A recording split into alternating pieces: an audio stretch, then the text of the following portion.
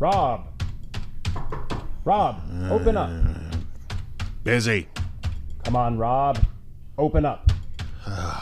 Who is it? You know who it is. No, I don't. Think about it. Oh, yeah. Rob. Oh, it's open, for God's sakes.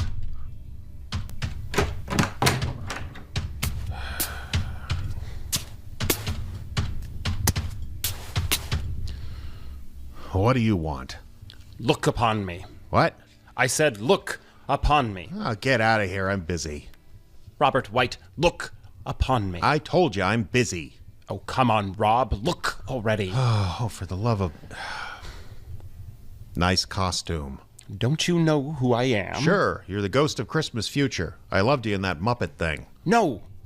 I'm the angel of death, the grim reaper, the harvester of your soul, the ferryman charged with taking you to the great beyond. Ferryman is right. Nice dress, you pansy. This is not a dress, and you know that. Whatever, I'm busy. Leave me alone. Ha! Busy. Busy, the man says. You're doing that blog again, aren't you? None of your business. We talked about this last time I visited you, Rob. You can't keep putting this off. Putting what off? Your death. Oh, yeah, you did say that. I remember. And you can't keep putting it off. It's your time to go. Nope. Rob. I said no. Nobody gets to decide. When it's your time, it's your time. I'm deciding. You can't. I just did. But you can't. Well, how come you get to decide it then? Who gave you that kind of power? The universe? Well, I didn't vote for him, so piss off. Be reasonable. Everybody's got to go sometime. Well, I know that. Just my time isn't right now.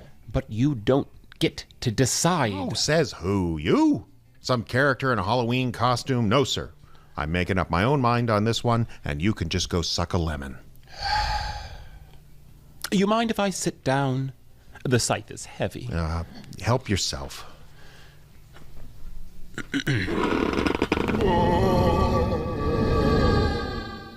Excuse me. What was that? Oh, a collection of souls I had in my pocket. Sure it was. All right, fine.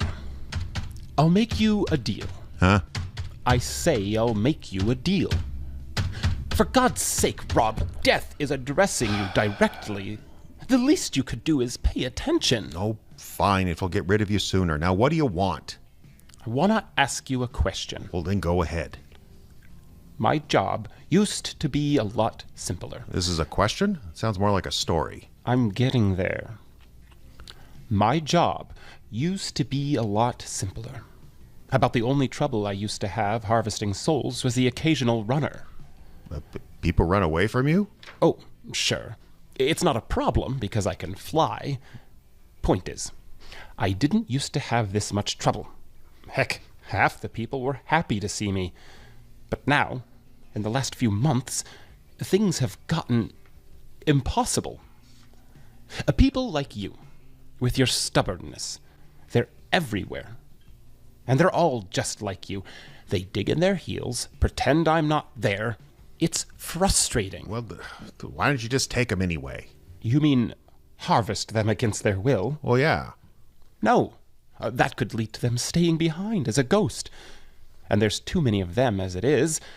Why do you think they have all those shows on cable? Huh. Well, I'm very sorry to hear it, but it's none of my problem, so if you'll excuse me... My question. Get on with it, then. Why? Why what? Why has it become difficult? Why, all of a sudden, have people found the resolve to look me square in my skull-eyed face and refuse the afterlife? And why is it always people like you? Well, what do you mean, people like me? You know, white guys, 50 to 75 years old, a little overweight. A lot of them with a minor binge drinking problem. Oh, those are the guys giving you trouble, huh? Yeah. What's up with that? Well, I'll tell you. You see this hat I'm wearing? Uh-huh. See what it says on the front? Make America Great Again. So what? I see those all over. That's why. You're going to have to expound on that a Oh, little. I don't have to expound on nothing. Uh-huh. See, the thing is, Rob, I happen to know that you'll talk on this subject for hours, given even a tiny opening. So, why don't See, you the thing that people like you never understand is... And there it is. Is that I don't need to listen to liberal elites like you anymore. Things have changed. Liberal elite? Yeah. Always telling people what to do. For God's sake, I'm deaf. Whatever. I just don't need to listen to your nonsense anymore. See, that's what I'm talking about. How did you come to the conclusion that you don't need to listen to your own death? People never used to do that. Sure, they'd run from me, try to cheat me, offer to bet me in a game of chess, but they'd never just look me right in the eye and say, no. So you want to know what's changed, huh? That's right. You mean you don't know? That's why I'm asking. You Yes. really don't know? Why are you waving your hat at me like that? I'm answering your question, you dumb libtard. What? Trump? Yes. Donald Trump? Our one true president. He's why people can face down death now? Sure. You're going to have to unpack that for me. I don't have time to explain things to you. See, you say that, but I happen to know you're dying to explain it to me, so why don't... See, what your type is never going to understand is that our 45th president showed us a way to live as free men. And you sheeple... Again, I'm deaf. You sheeple are just never going to understand. Well, in that case, you'd better not waste time explaining it to me. Right. So here's what you don't get. Of course. You might think I'm stubborn, No. but I'm not. I'm smart. Do tell. See, what Trump showed us is that all you need to have is conviction. Did they finally convict him of something? Conviction to your principles. You need to know who you are and who the other guy is and who's right. You. Exactly. But what if you're wrong? Not possible. But you have to be wrong sometime. The law of averages. Yeah, you're not getting it. It's not possible. It's not possible to be wrong because when I make up my mind, it's like I create this whole new reality, independent from all the others. It can be whatever I want. It can be even different from the reality I created 5 minutes earlier. Whatever you want. Exactly. See, people think Donald Trump is a liar. Not so, not so. To be a liar, what you have to do is know the truth, then say something different for the purpose of deception. You think our president ever did that? Yes? No! Donald Trump is a god, the destroyer of worlds. He can create or tear down whatever he pleases with a wave of his Twitter finger. He was kicked off Twitter. It doesn't matter. I'm sure he's up there in the Florida White House, tweeting all day long. But if he doesn't have Twitter, no one is reading them. And millions are reading them, all over the globe. But how do you know All over the globe! But how do you know this is all true? Have you not been listening? I know it's true, because I know it's true. And you think this is just a bunch of right-wingers who believe this? Not so. Everyone creates their own worlds now. People who can't carry a tune get on American Idol, and they're so bad they get record contracts. Millions upon millions of ugly women do makeup tutorials on YouTube. Parents pay thousands to send their pasty, slow white sons to elite football camps in the belief they'll get a scholarship. And they keep doing it over and over and over, even when reality pounds them into the earth of their own mediocrity as a sledgehammer pounds a stake into the hard, frozen ground. This is the world that our 45th president rescued us from. The world of rules and limitations. A world where you have to make sense to convince people of something. I don't have to make sense. I don't have to do anything.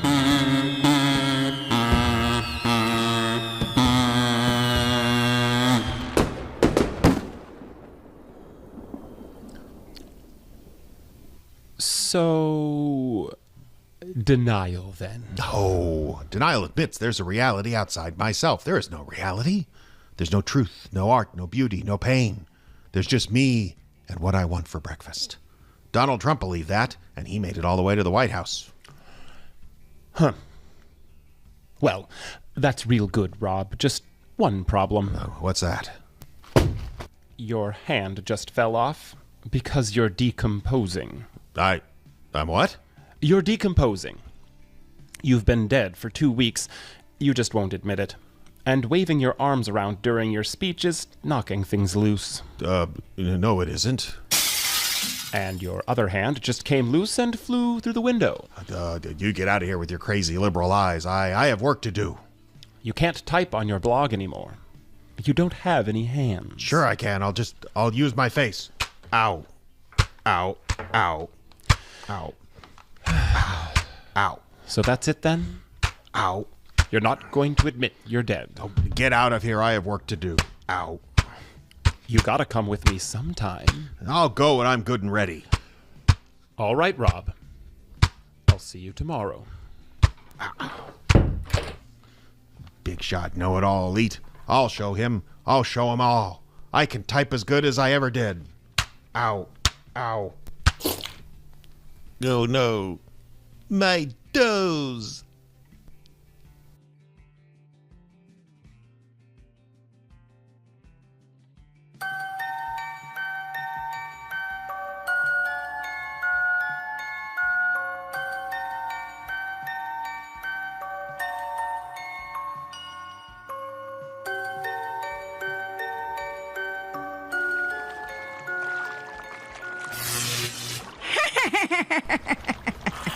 Mother! Got him!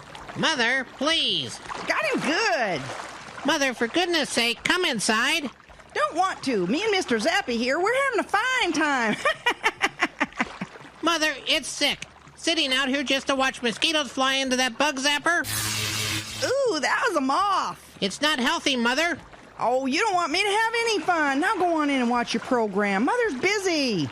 I'm not watching a program, Mother. I'm surfing the internet. Screen's a screen, that's what I say. Give me a good bug zap any day. This is gonna come back to haunt you someday, Mother. You just watch. Ha! 2 of them that time. Oh, bless. Oh, Mother. Ha! Sonny doesn't know what he's missing. Doesn't know. What's that? What? Strange. Don't think I've ever seen mosquitoes fly in a swarm like that before. Wonder what they're coming over here for. Hey, get off me, you little buggers. What are you doing? They're grabbing me somehow. They got me. They got me.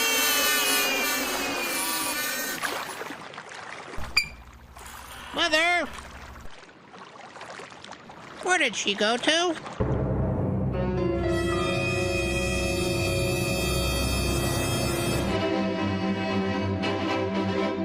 The Icebox Radio Theater presents Buzz. The Northland, Minnesota in summertime. A pristine lake laps gently at the shore while a lone figure, a girl of maybe 13, stands at water's edge, absently tossing rocks. From up the shore, a boy about her age approaches. Hey, Chloe. What? Just hey. What? Hey. A friendly acknowledgement in an arcane backwoods dialect known as English. Are you making fun of me, Rick? Why would I do that? You know why. Everyone knows why. Chloe, are you honestly still worried about that? No one remembers. Everyone remembers. You don't just trip and fall flat on your face walking into health class your very first day in a new school at a small town and ever live it down. It was funny. It was not funny. It made a good impression. On the floor. You need to relax, Chloe. You don't understand. First, Mom gets her stupid job and decides to move us to the stupid town at the end of the stupid world. Then she meets your stupid dad, no offense, and suddenly I'm stuck with not only a life I don't like, but a stupid brother to share it with. You have a lot of anger, don't you, Chloe? Oh, you don't understand! I never claimed to. Why do you think that everyone in town is supposed to understand? Half the time you don't even know what you're talking about. What? You know what I mean. No, what? Oh, what is that? Where? In the lake. That's, Ew! that's a deer. It's dead. I figured that much out by the way it was floating with its tongue hanging out. We should bring it in. Oh, why? It's not natural for a dead deer to be floating by. Maybe it was shot by a poacher. So? This isn't right. Meanwhile, in a nondescript domestic sedan speeding across Wisconsin... Agent Jones speaking. Clearance code, please. What? This is a restricted government communications channel reserved for communications between me and my superior. This is your superior, you idiot. Jones, I keep telling you, I'm the only one that can call you on this phone. Yes, that's just what I thought you'd say. Security code. Fine. Wait a minute. Okay. The peacock ruined my best antenna. Sorry, that was last week. The pinecone falls mainly in Madrid. Nope. The spotted parrot molts on Tuesdays. Chief, good to talk to you. Jones, for the 50th time, this is a secure cell line. Nothing's secure, Chief. That's why I'm in the security business. No, Jones, nothing is secure because you're in the security business. Why, thank you, Chief. Are you at the installation? Quarter mile to go. As always, your timing's impeccable. This news had better be good. I lobbied hard for that project, and if it's not coming together like you said, I'm going to really hit you. Oh, no. What? What oh no? Chief, I think we hit a snag. How big of a snag? Oh, it's nothing insurmountable. In fact, I'm formulating a backup plan as we speak. I'm tingling with relief. How big of a snag? Well, we'll need a new facility for Operation Buzzier. Why? Because this one's on fire. And all the windows are broken. And it looks like the scientists ran away. Oh, no. Well, maybe they're dead. It's hard to tell with all the blackened rubble lying around. And you're telling me your cockeyed scheme for the new secret weapon escaped? Possibly not. 2 or 3 windows of the building still appear to be intact. Get back here now! You want me to return to base? Yes, you idiot! What is the return to base code, Chief? If that's really who you are.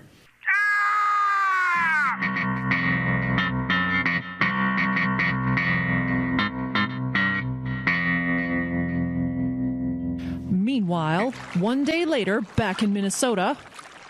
It doesn't make sense. Hey, Rick. So, what geeky thing are we doing now? I'm studying these reeds. Sorry I asked. I think something's wrong with the lake. I know what's wrong with the lake. It's too far from civilization.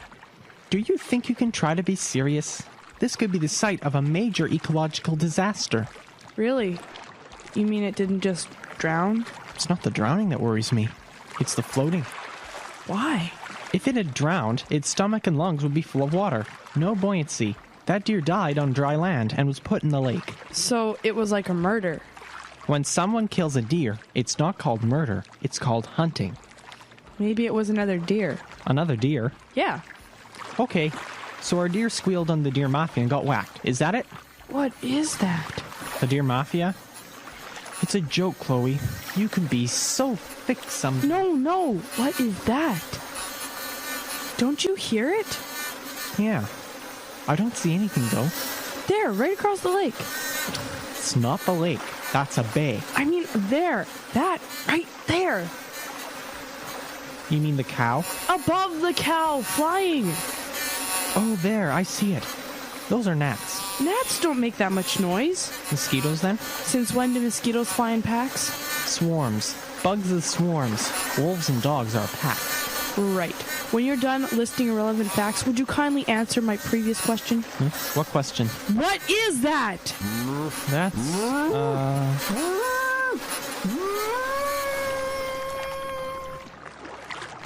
That's a swarm of mosquitoes carrying away a cow. Rick? Yeah? Do they do that? No. I mean, yeah. A flock of mosquitoes just carried away a cow. Swarm. Whatever. They carried away a cow. A cow's really heavy, Rick. This situation's really heavy, Chloe. We have to tell somebody. You have to tell somebody. I'm going home to lay down and hopefully wake up when I'm 25 and living in another state. I'm serious. We have to tell someone. I know.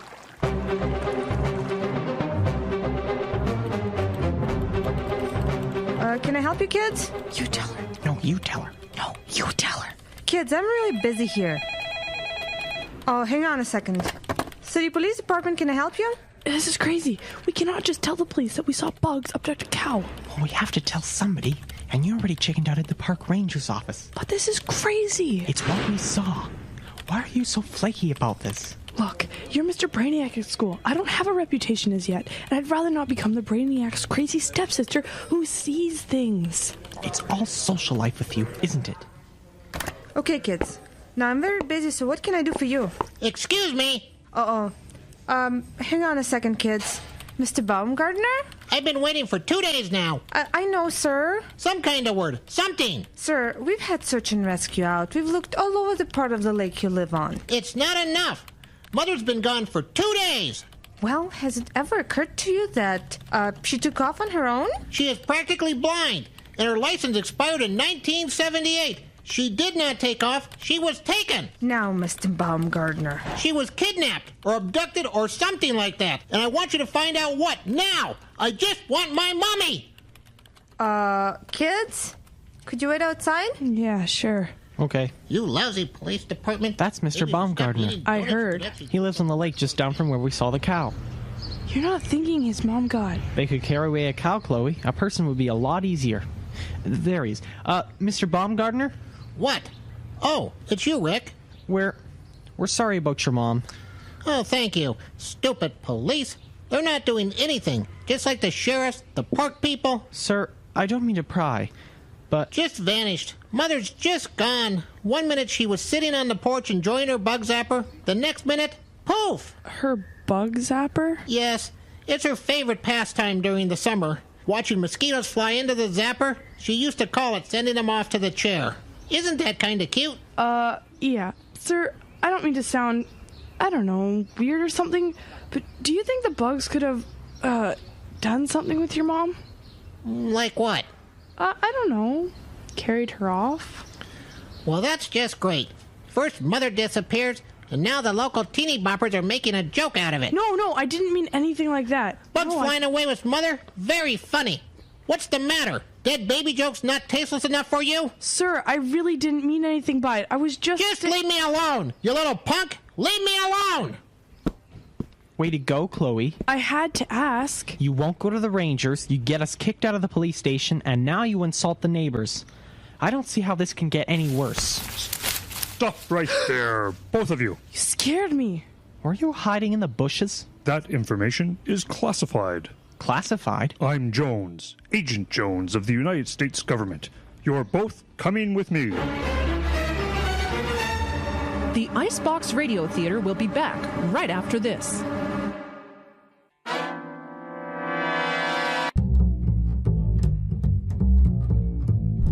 As we rejoin our story, Chloe, Rick, and the mysterious Agent Jones are in a car heading out Highway 11 towards Rainy Lake. No, you have it wrong, Carol. Chloe! Carla, this isn't kidnapping. I'm working for your safety. You keep saying that, but you're not making any sense. If I made sense, children, it would be a serious threat to national security. So, this is something to do with the government. What's something to do with the government? The mosquitoes that pick up cows and fly away with them? Oh, that's impossible. We saw them do it. Really? Living in the wild must have improved their weight limit. What? Nothing. I've changed my mind, children. I don't need to ask you any more questions. I'll just take you home. But first, perhaps you could tell me where you saw this flying cow. It was right over there. Out! Everybody, out! Here? We're not home yet. Pressing needs. Have to return to Washington. Come on! And incidentally, we've never had this conversation. We never spoke. I, in particular, didn't say anything. Affirmative? Huh? Excellent. You're doing your country a favor, children. Like the little Dutch boy, your finger in the dike of silence, stopping up the diverted culvert of fear from flooding the tulip fields of security. Farewell. See, this is so unfair. What? I'm too young to have a license, but people like that drive around free. Well, if we're lucky, that's the last we'll see of him. For some reason, I don't feel very lucky. Me neither. Come on. The next day, along the shore... Okay, so what are we looking for again? Any sign of the mosquitoes, floating deer, empty boats, anything. We've got to find a way to prove these things exist. I wish Dad hadn't repaired the video camera. Why? Because if he hadn't, we'd have a working video camera. Oh, you're kidding. Don't believe it. Ahoy, mateys, how fare ye? Hello, Agent Jones. My name's not Agent Jones. I be Colin McGilvery McTavish. A fisherman lived in these waters nigh on 30 years now. That's gotta be the worst accent I have ever heard. Are you trying to go undercover, Agent Jones? Shh! I am undercover, Ryan. I'm posing as a Canadian fisherman. Well, that explains the toque, the yellow rain gear, and the hockey jersey. But the canoe's all wrong. Why? Well, it says Rainy Lake Rentals on the side, and generally, you don't use oars with the canoe. Right. Get rid of the oars. But you should keep one for a paddle. Right, a paddle. Listen, kids, your country needs you. You mean Canada? No, I work for the American government. That's good news for Canada. I'm supposed to be doing reconnaissance on this lake, and it's not going well. Really? I could use your help. Doing what? I can't tell you that. Then how do we know how to help you? I need your eyes and your ears. Because you're looking for something? Right. But if you don't tell us what we're looking for, how do we know what to look for? It doesn't matter because we already know. We do? You do? Sure. You're looking for the mosquitoes. Swarms of killer mosquitoes that appear to be intelligent enough to hunt in groups. What I'd really like to know is where they came from. I can't tell you that. And then have fun with your row canoe, Lafitte, and watch out for the reefs. Okay. You made your point. I can't tell you everything, but... Yes? Get in the canoe. Would we have to paddle? No. I have an outboard motor right here. Sir? That's a weed eater. I think I'm beginning to understand why the clerk in the store was so happy to see me.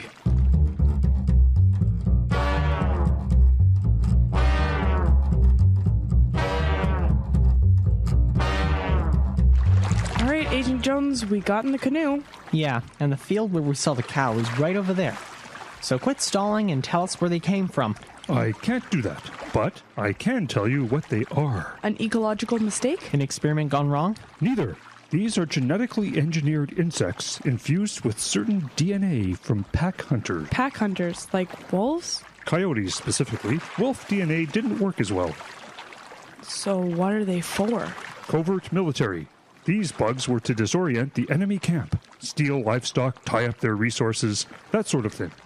It's almost impossible to completely destroy a mosquito population, so once we plant them in an area, that would make it virtually uninhabitable.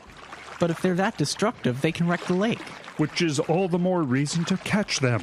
You're going to catch a mosquito swarm? No, we just need to locate them. The military will come in and do the rest. Great. What is it? I heard two. It's over there. Man the paddle, kids. We've got to get over there. No, we don't. Why? Because the swarm's coming right at us. Okay, that's good. They're getting lower. Good, we can observe. They're getting really low. They're picking us up.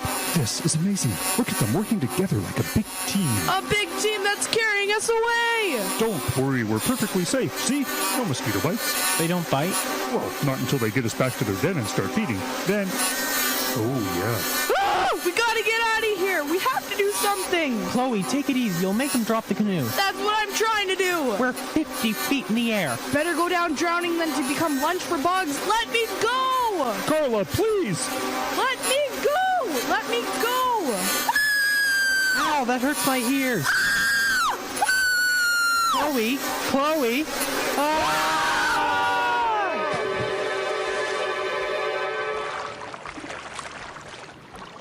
Are you kids okay? What happened? I mean, they just dropped us. Yeah, from 50 feet straight up. We're lucky we didn't land on the rocks and get killed. Hang on, Rick.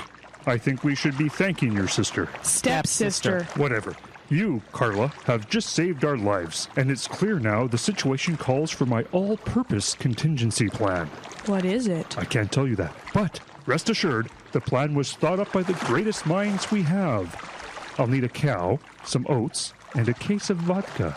Ugh, should we ask? No.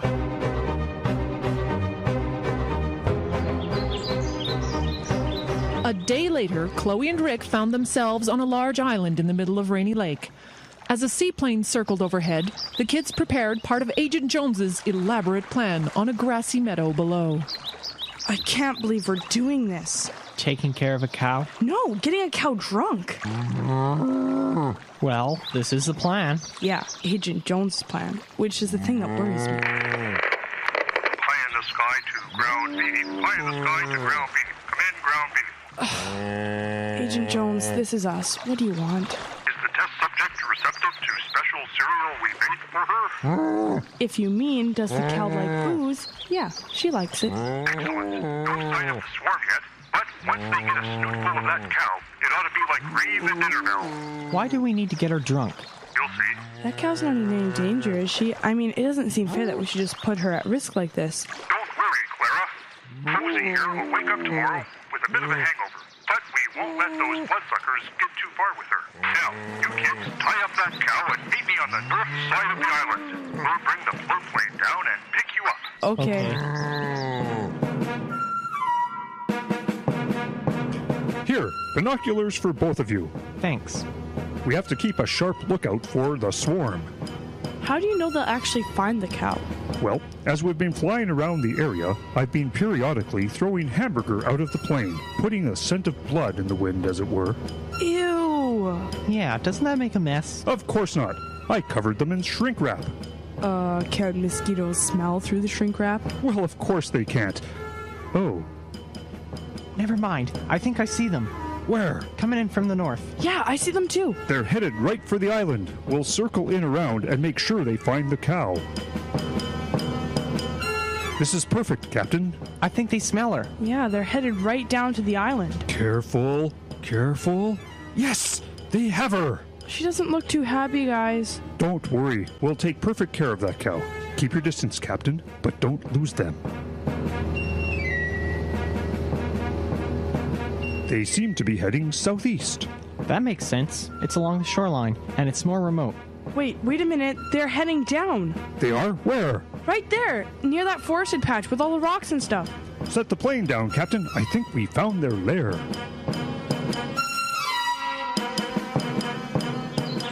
You promise she's not going to be hurt? If we can get to her in time. What are we looking for anyway? A cave. Maybe a swamp. It's tough to say what these bugs will find, homie. It's Bossy! This way! We're coming, girl! There she is! Oh, she's covered with bites! Poor girl. I don't see the swarm anywhere. What happens now? If my calculations are correct, the mosquitoes have sucked enough of this boozy bovine's plasma to be pretty lethargic themselves. At my command, the National Guard will fly overhead with nearly a square mile of mosquito netting. All we have to do is find the swarm, tell the guard where to drop the net, and we're done. They're over there. I can hear them. You're right. Let me put the coordinates into my GPS unit. The bugs don't sound very lethargic. Yeah, they sound a little mean. Oh dear, I hadn't thought of that. What now? Well, alcohol affects different people in different ways. I think our swarm is a bunch of mean drunks. Run! Ah! They're all over and they're furious! What do we do? Have to get to the water! There's no time. Quick, Chloe, scream. What? Scream, it's the only thing that'll drive them away. It may be our only chance. Louder! It's no good, they're just getting angrier. Hey, they got me. Oh no, Rick! Help, it's, Rick! Quick, almost to the lake, the plane! But they've got my brother! I know, come on! Can you see them? Yes, there. They have your brother and they're carrying him north. Isn't that away from their island? The alcohol must have disoriented them. They don't know where they're flying. What can we do? Well, we've already made contact with the Canadian authorities. They said they'd be ready for the mosquitoes. But if they kill the bugs, they'll drop Rick. I don't think they mean to kill them. They said they had a secret weapon of some kind. There, down there. Those two men? Yes, that island's on the Canadian side. What are they doing? Those are loudspeakers. What the... Look, the bugs!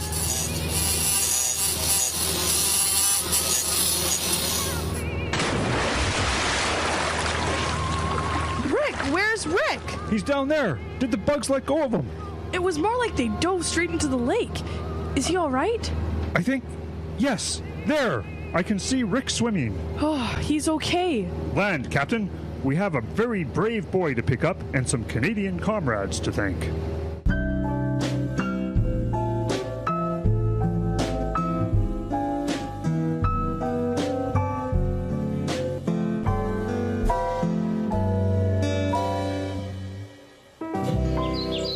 chocolate, Rick?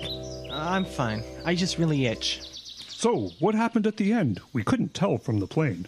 Well, I don't know. The mosquitoes had me, then they just dove straight into the lake. What will make them do that? I think I can shed some light on that there, eh? Gentlemen, I'm glad you came over. Oh, yeah, right. Oh, I'm Park Ranger Bob, and this is my partner, Doug. How's it going, eh? Oh, we wanted to make sure your little guy come out of the drink there okay. I'm fine, thanks. Oh, that's good.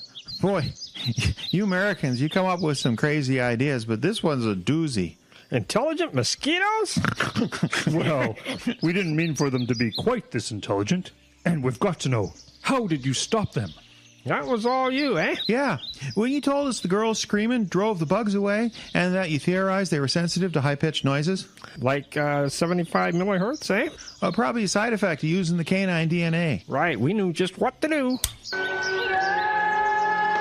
That's Celine Dion. Canada's secret weapon, eh? More powerful than the bomb. Shut up, eh? They're Americans. They'll come at us with something worse next time. Take off, eh? You're always telling me what to do. Well, if you weren't so stupid all the time.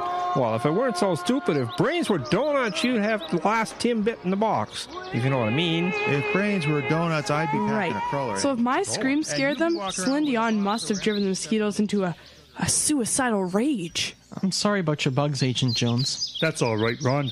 I'm just glad you're okay. And through this all, I've learned a very important lesson. What's that? Nature always provides. When I created a hybrid insect capable of great damage and loss of life, nature provided Celine Dion to combat them. It's beautiful in its own way. Agent Jones, can we just go home now? Oh, sure. Let me unlock the canoe. Did that salesman sell you a canoe security system along with that other stuff? Well, yes. Why? Never mind. The Icebox Radio Theater will be back right after this. Dude, where were you? Where was I what? It's Saturday. It's 6:30. Oh no, I'm such an idiot. I meant to listen to the Icebox Radio Theater, but I forgot again. Dude, calm down. You may have beefed on the show, but guess what? I'm like checking out the Icebox blog at iceboxradio.org. You won't believe it. What? There's a podcast now. If you miss an episode on the radio, just go to iceboxradio.org. In a couple of days, that episode will be there. Listen on your computer, on your iPod, whatever. The Icebox Radio Podcast at iceboxradio.org. I'll never miss another episode again. Also available in iTunes. You have been listening to Buzz by Jeffrey Adams, a production of the Icebox Radio Theater. Your players this evening were Michael White as Sonny, Marge Rostad as Mom, Dave Irwin portrayed the Chief, Tanya White played the police officer, Jeffrey Adams was Ranger Bob, David Irwin was Ranger Doug, Steve Sinclair portrayed Agent Jones, Varian Irwin was Rick, and Jessica Liggins played Chloe. Direction and sound design by Jeffrey Adams. For more information on the Icebox Radio Theater, visit our website at www.iceboxradio.com.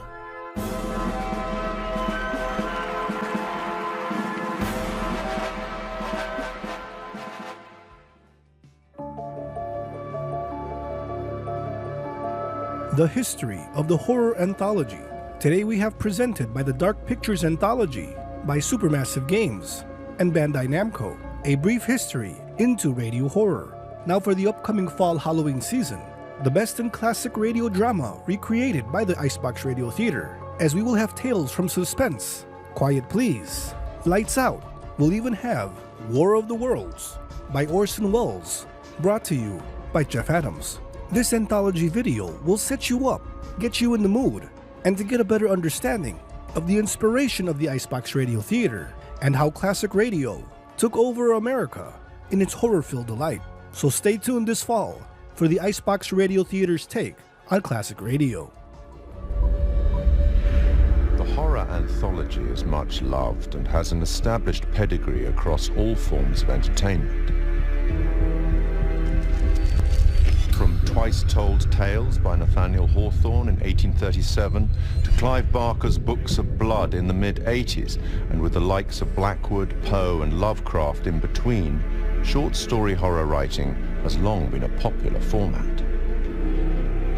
Largely regarded as the first published horror anthology, Twice Told Tales is a collection of mostly previously published stories from The Token, an annual illustrated gift book published in Boston. The author of Twice Told Tales, Nathaniel Hawthorne, was born on July the 4th, 1804, in Salem, Massachusetts. His great-great-grandfather was John Haythorne, a Puritan, and one of the judges who presided at the Salem witch trials of 1692. In 1842, Edgar Allan Poe reviewed Twice Told Tales for Graham's magazine, concluding that Hawthorne was a man of indisputable genius. By this time, Poe, also from the state of Massachusetts, had already written his own collection of short stories for publication. This collection, titled Tales of the Grotesque and Arabesque, was published in 2 volumes in 1839. The horror anthology had become a recognized format, and after also writing many short stories for newspapers and magazines, Algernon and Blackwood's first publication, The Empty House and Other Ghost Stories, was released in 1906. Blackwood went on to write such classics as The Willows and The Wendigo, which was first published in another anthology, The Lost Valley and Other Stories, in 1910. Fast forward 74 years to 1984 and the first publication of Books of Blood. Each book was a collection of horror stories written by British author Clive Barker, the first of which catapulted Barker to legendary status in horror writing, with Stephen King proclaiming him the future of horror. Several of the stories from Books of Blood have been adapted successfully for film, including Rawhead Rex and The Midnight Meat Train. Barker adapted The Yattering Jack in 1986 for use in George A. Romero's anthology TV series Tales from the Dark Side. I take it you will remain. Short-form storytelling arrived on a new medium in 1938 when the radio show The Mercury Theatre on Air broadcast an adaptation of Dracula. I have never seen Count Dracula by day. At sunrise, at the first cockcrow, he is gone. The series was the creation of Orson Welles and John Houseman and became most famous for its broadcast of War of the Worlds, which terrified listeners, believing that the alien invasion was a reality. From 1942, the radio drama series Suspense broadcast more than 90 short plays on CBS radio for 20 years, often featuring some of Hollywood's leading stars. Initially, the series seldom used material that would be classified as horror, fantasy, or science fiction, but by the late 50s, this became a regular occurrence, including material such as H.P. Lovecraft's The Dunwich Horror.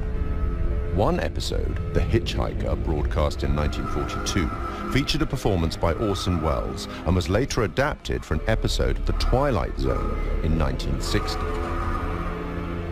1947 saw the debut of Quiet Please, a radio horror and fantasy series created by Willis Cooper. Cooper had been a writer for Orson Welles' Campbell Playhouse, which had succeeded the Mercury Theatre on Air. Which is written and directed by Willis Cooper and features Ernest Chappell. Quiet Please for tonight is called Camera Obscura. The play's scripts often broke the fourth wall by speaking directly to the listener, technique much adopted in later horror anthologies. In his book, Terror on the Air, Horror Radio in America, Richard J. Hand wrote that Cooper had enjoyed creating roles for the audience, including implicating them in the action of the story itself, indicating a clear desire to create horror as interactive entertainment more than 70 years ago. The show ran for 2 years.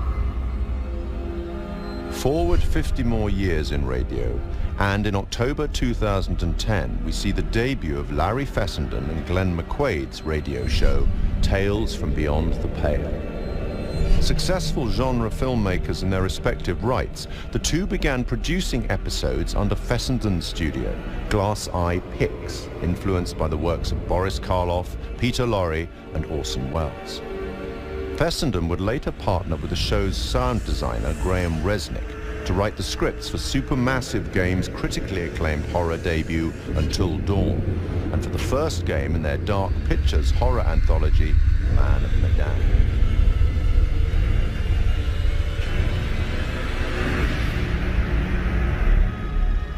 In film and TV, short-format horror has been successfully represented many times since The Twilight Zone in 1959. Created and presented by Rod Serling, The Twilight Zone ran for 5 seasons on CBS from 1959 to 1964. Each show was a standalone story featuring characters faced by surreal and often disturbing events. Serling's introductions and conclusions to each show summarized the story and provided some justification for the events and, often, the moral of the story. In 2016, Rolling Stone placed The Twilight Zone at number 7 in its list of the greatest shows of all time. The 1972 film Tales from the Crypt is highly regarded by fans of the genre. Starring Peter Cushing and Joan Collins and featuring Ralph Richardson as the Crypt Keeper, it is an anthology film based on stories from EC Comics and one of several Amicus horror anthologies produced in that decade. And in 1989, HBO launched a horror anthology series under the same name, also based on EC Comics, which ran until July 1996. 1982 saw the release of Creepshow, a dark comic horror anthology film directed by George A. Romero. Influenced by and a homage to the material from the EC and DC comics of the 1950s, its entirely original material was written by Stephen King, and it is a somewhat tongue-in-cheek expression of the horror genre. 25 years on, and in 2007, Trick or Treat presents another set of horror shorts as a dark comedy horror anthology film. And then, in 2012, a very different anthology film with a very different tone, VHS. Created by Brad Miska and Bloody Disgusting, an American horror genre website and film production company, VHS is a much darker horror anthology film. Comprising 6 short horror stories and linked by a found footage theme. 2 of the stories, Second Honeymoon and Tuesday the 17th, were written and directed by Ty West and Glenn McQuaid. Other examples in film and TV that are more than worthy of mention are Roger Corman's 1962 anthology, Tales of Terror, based on 3 Edgar Allan Poe short stories and featuring Peter Lorre, Vincent Price, and Basil Rathbone. The 1963 Italian horror anthology Black Sabbath, narrated by Boris Karloff. The TV series Night Gallery, a spiritual successor to, or certainly a close relative of, The Twilight Zone, fronted again by Rod Serling and focusing more directly on horror, which ran from 1969 to 1973. Stephen King's Cat's Eye of 1985. John Carpenter's 1993 film Body Bags, featuring the likes of Sam Raimi, Wes Craven and Mark Hamill, and Southbound, a 2016 road trip horror anthology by a number of the collaborators on VHS. From written fiction through radio, cinema and TV, and now video games, horror anthology is a format that both creators and horror fans enjoy. And it's a format that has existed for almost 200 years. Long may it continue.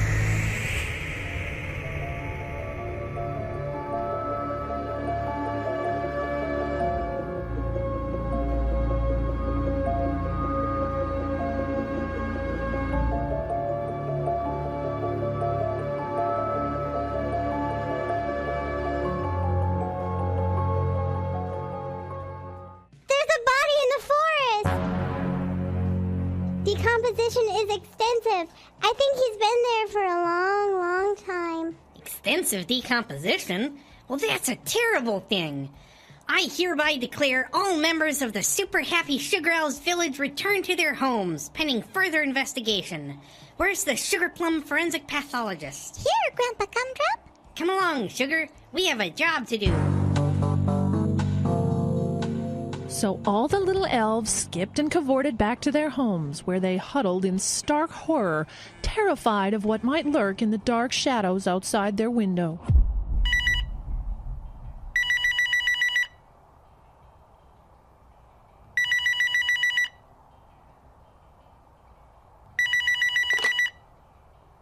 Hello? Pat? No, wait, this is... Oh, who did you want? Pat, this is Terry. Yeah, yeah. Hey, how's it going? How's it going? How's it going?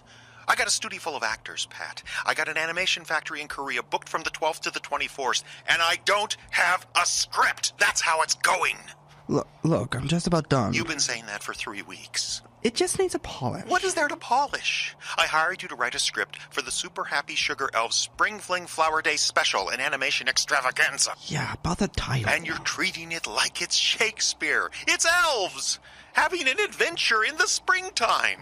Look, I'll get it to you. Today. A week. No more delays. Look, you gotta give me a week. Otherwise, it's gonna turn out like First Draft Playhouse.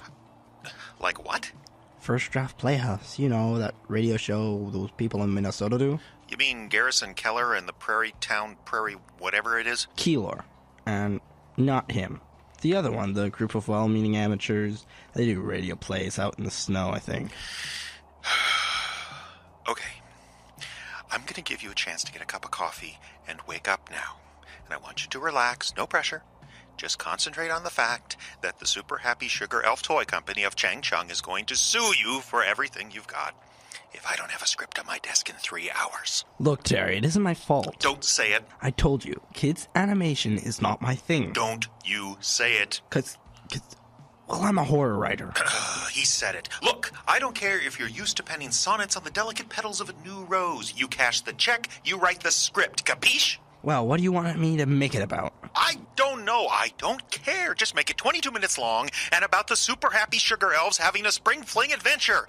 Just write it! Just write it?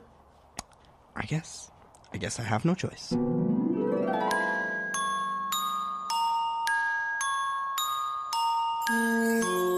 Good Time Foods, makers of Maple Frosted Chocolate Bomb cereal, in cooperation with the Super Happy Sugar Elf Toy Company, a division of the People's Republic of China, are proud to present the Super Happy Sugar Elf Spring Fling Spectacular. We're the happy little elves, dancing down the glade. Give us some sugar right now, or we'll have to fade away.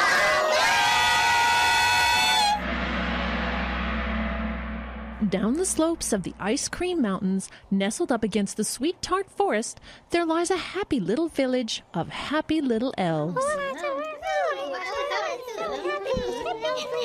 It was springtime in the village, and all the happy elves were gathered in the Chocolicious Town Square to hear Grandpa Gumdrop officially open the Jolly Rancher harvest for the year. All right, everyone. Settle down, settle down. It's a sugarlicious day, and it's my pleasure to officially open the Jolly Rancher harvest. Yay! Oh no! What is it, Pipsqueak? The Jolly Rancher harvest can't go on, Grandpa Gumdrop. Something terrible has happened. Oh no! What has happened? Have our sworn enemies, the No Funnicks, returned? No, Grandpa Gumdrop. Then did the cotton candy butterscotch unicorns escape from their pen again and eat all the Jolly Ranchers? No, Grandpa Gumdrop. Then what is it, Pipsqueak? Grandpa Gumdrop, there's a body in the forest. Decomposition is extensive. I think he's been there for a long, long time. Extensive decomposition? Well, that's a terrible thing. I hereby declare all members of the Super Happy Sugar Elves Village return to their homes, pending further investigation. Where's the Sugar Plum forensic pathologist? Here, Grandpa Gumdrop. Come along, Sugar. We have a job to do. So all the little elves skipped and cavorted back to their homes, where they huddled in stark horror, terrified of what might lurk in the dark shadows outside their window. Meanwhile, the twin elves, Chocolate Kiss and Chocolate Chip, decided to take a shortcut home through the dark and foreboding Yum Yum Forest. Oh, Chipper, maybe we shouldn't have taken a shortcut through this dark and sweetly delicious wood. Now, Kiss, I'm here to protect you all. All we have is each other. Since nobody else knows, we embezzled 40 large from the Sugar Happy Fun Time Union Treasury. Chip, what was that? I'm sure it was nothing. After all, what could happen to us here in our very own forest?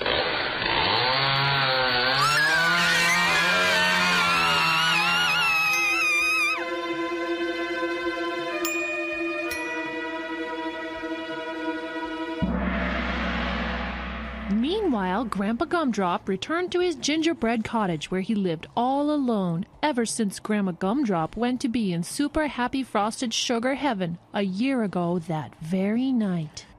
Oh, it is so lonely living in my gingerbread cottage all alone. I wish I hadn't cut Grandma Gumdrop's brake lines 1 year ago tonight. Grandpa. What's that? A noise in the basement? I have returned. It sounds like Grandma Gumdrop. It is I. Come on down and give me a big sugary kiss. You're not mad about the brake lines, are you? Sorry, I didn't hear that. Come on down so I can understand you better. Well, all right. I can't see the harm in...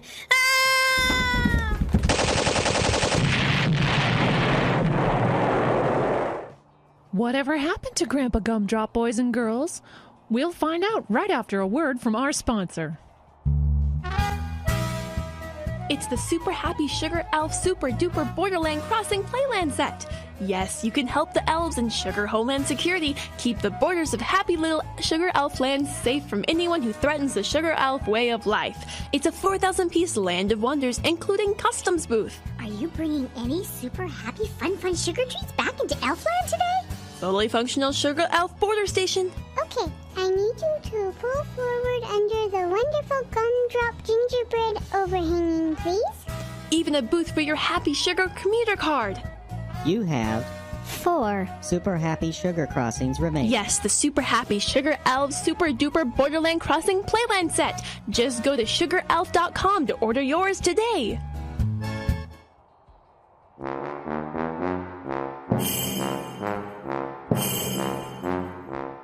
Oh, it's a scary day in Super Happy Sugar Elf Land, and now it seems that only one of the Super Happy Sugar Elves could possibly figure out what to do.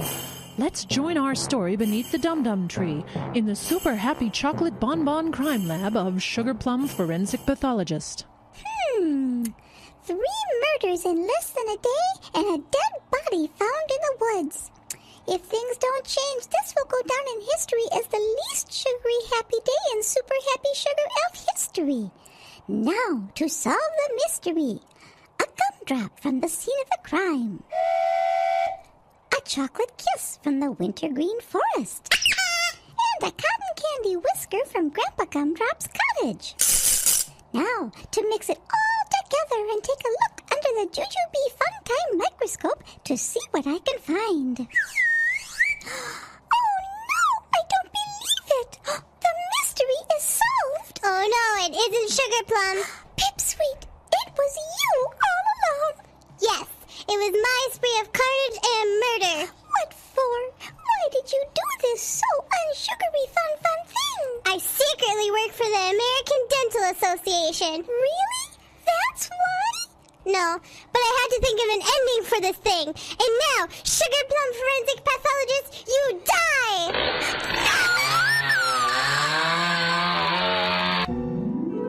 This has been the Super Happy Sugar Elf Spring Fling Flower Day special. Tune in this August for our next special, the Super Happy Sugar Elf Happy Camping Time Adventure, written by Stephen King. Until then, remember... We're the happy little elves, dancing down the glade. Give us some sugar right now, or we'll have to fade.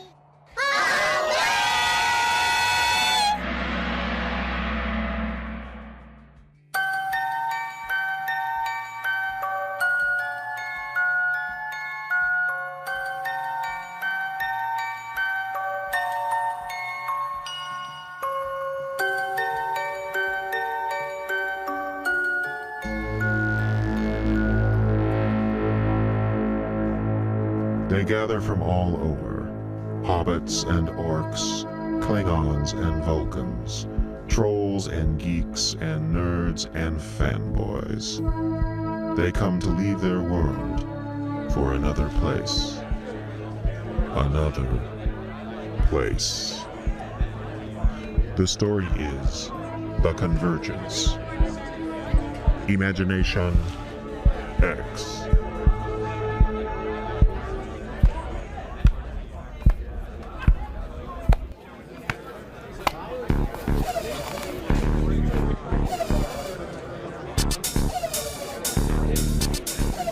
Pierce.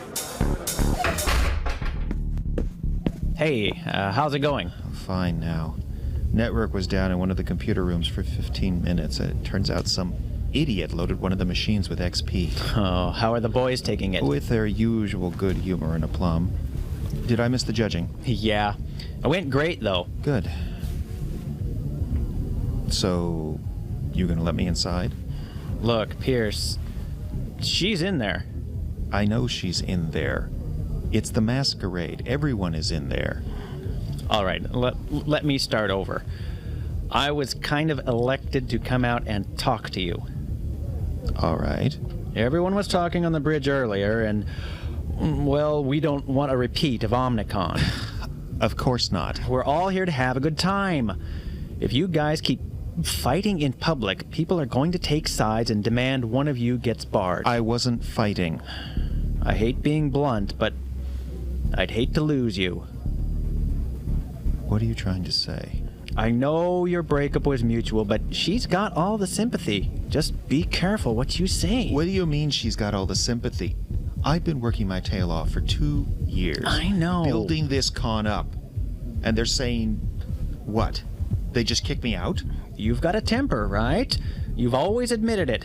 Just take a few minutes and get yourself together. Go to hell. Pierce! Get a grip. She's the darling. She's always been the darling. Take a moment, calm down, then walk in quietly. That's your advice, huh? Just chill. Let it ride.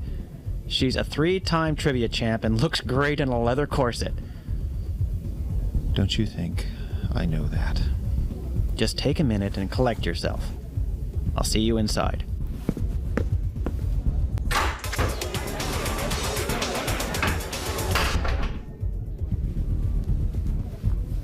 Sympathy, that's what this has come down to.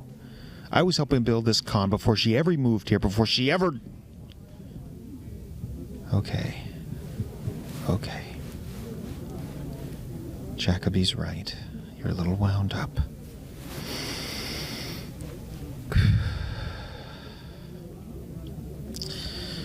This scene is mine. I'm not letting it go, but I've got to keep in control. Control.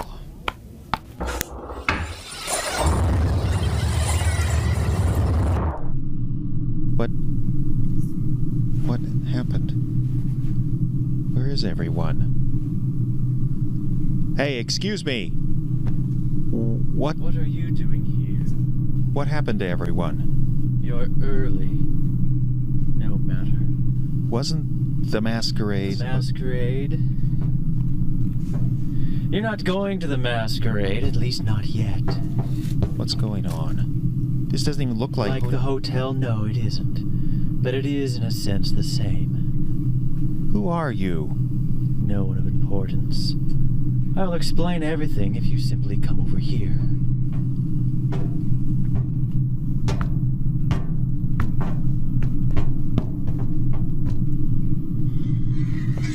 What are you doing? It's hard to explain. Let me begin like this. There. That should be deep enough. My leg! Blood! Yes, and muscle and tendon cut quite deeply. You should stay wherever we put you now, Mr. Russell. What's going on? Are you trying to kill me? If I think of it, I might. The garrison's coming soon, so we need you alive. What are you talking about? We've been watching you for a long time. There are others like you, but you were the most promising. You're a tool, Pierce Russell. What are you talking about? A tool to do what? Slip from the place that we are into the place you come from. There are seams between our worlds, you see, but few can open them. Fewer still can stand in the seam and keep it open. Turn it into a doorway. You're crazy. What are you talking about? Different dimensions? One of your favorite subjects in science fiction, I recall. You always felt drawn to it, didn't you, Pierce?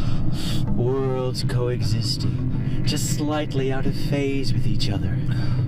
It would explain so much, wouldn't it? The things you saw as a child. Ghosts, you thought.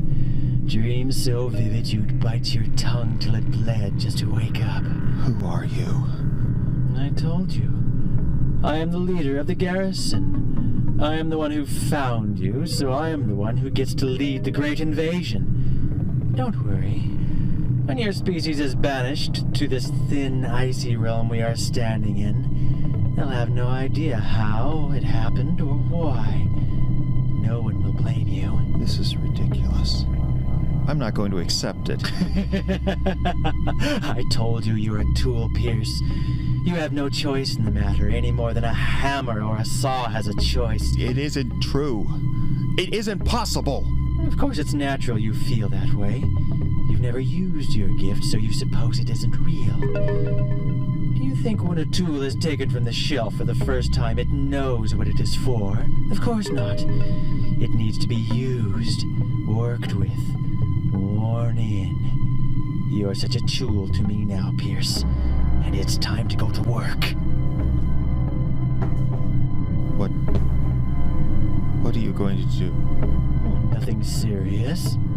Yet.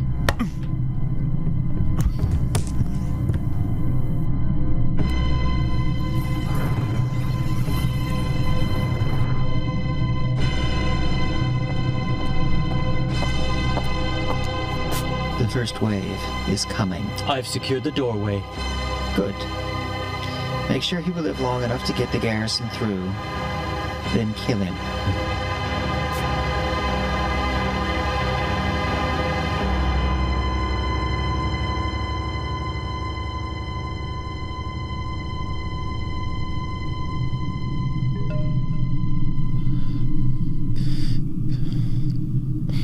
What do you want me to do?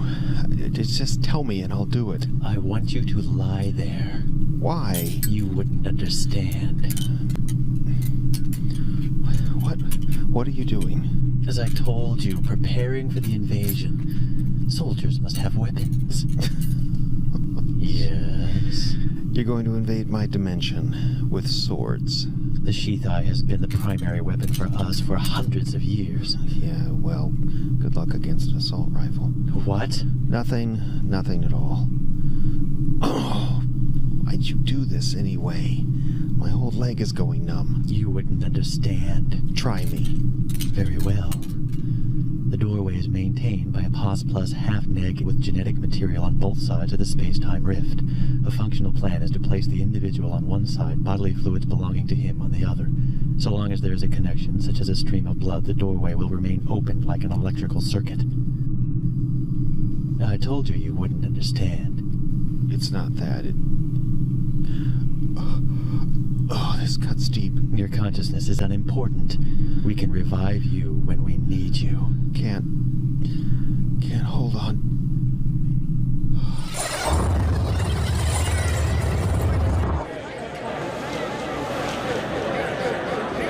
You there, man? What? Easy. You're all right. How'd I get here? Oh, we don't know, man. We just found you on the floor. Oh, goody. Pierce has been drinking. I have not. Oh! Whoa, take it easy. Oh, it's my leg. Pulling on your sword now, Caesar? Much wine have we imbibed this evening? Shut up, Brad. I thought you said he promised to be nice, Jake. He did. He's just hurt. Yeah, well, if he gets hurt anymore, his ass is out of here. We don't want a repeat of Omnicon. I don't even know what you're talking about. There's something going on.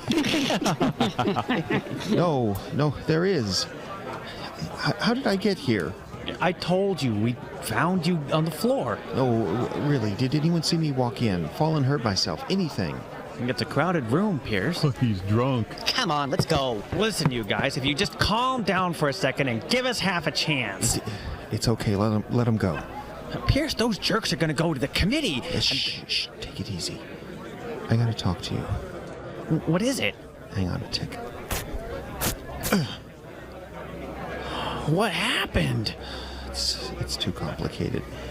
I gotta get some direct pressure on this first. Hand me those napkins.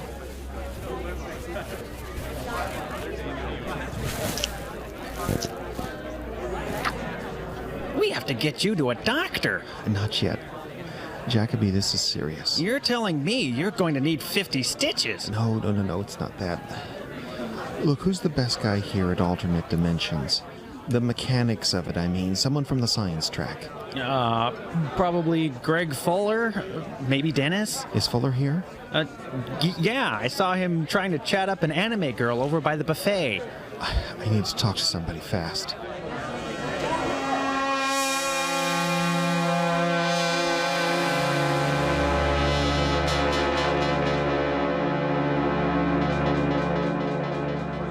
Well, it's fairly derivative of the rest of the genre.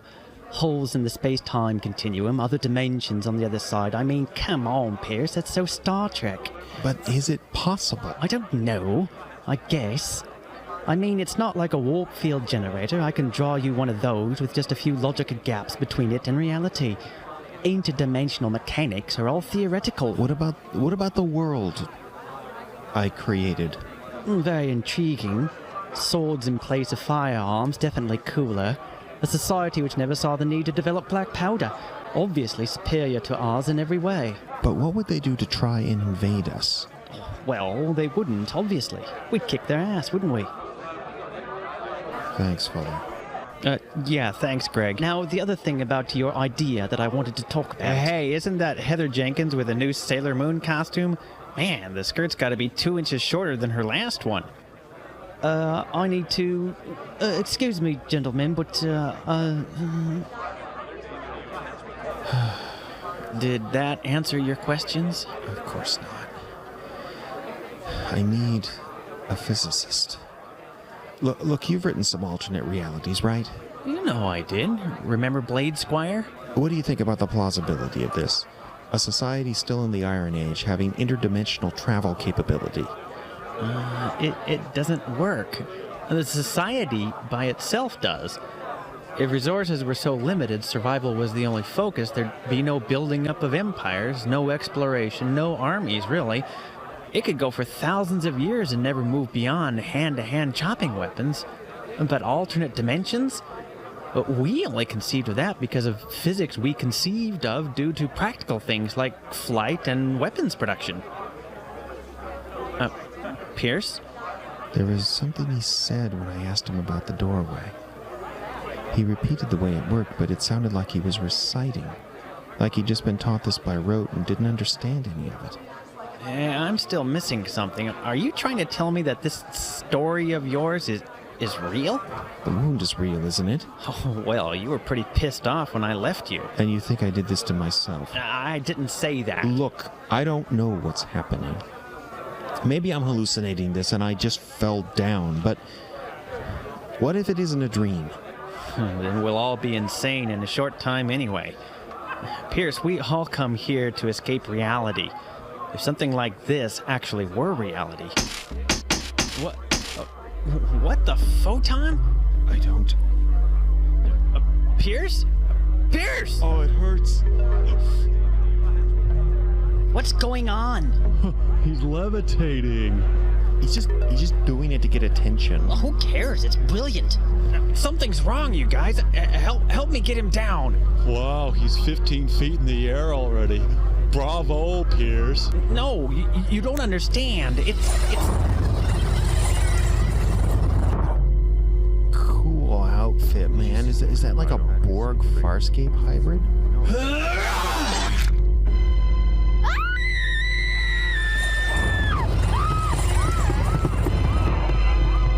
It works?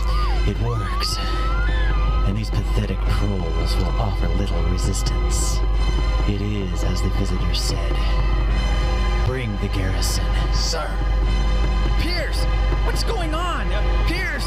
Pierce! Stop them. I can stop them if I just concentrate.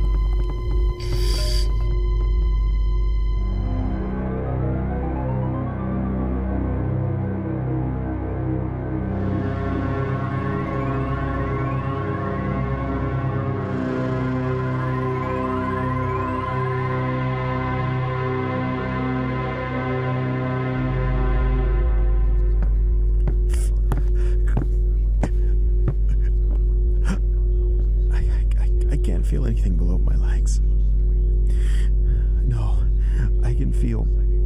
I don't know, it's too much. Why don't they just kill me already? What was that? Wait, I heard that. No, not heard. Felt? That time, I sensed it. Something's there. Wait. I see it. The door into the kitchen. It's different. It looks cubist. That's it. That's how I stop all this. I have to reach that other doorway. Open one door, you close the other, right? Except I'm a prop in a magic act. Okay, think. That's it. Concentrate. Come on. Hey, did you see that? I see what? Pierce! He lowered a little bit. What just happened to the door? I concentrated on it and it was like it wasn't there for a moment, like it turned to fog. I'm a doorway. Does that mean I can alter doors, call doors, affect them with my mind? Wait. Oh, that hurt. But the door changed. And I'm sure of it. I lowered a little. I'm sure I wasn't high in the air when I concentrated. Great, I know how to get down. Now if I could just do it without passing out. There! He's getting lower! Not so loud, they'll come over here. We've got to help him! Him?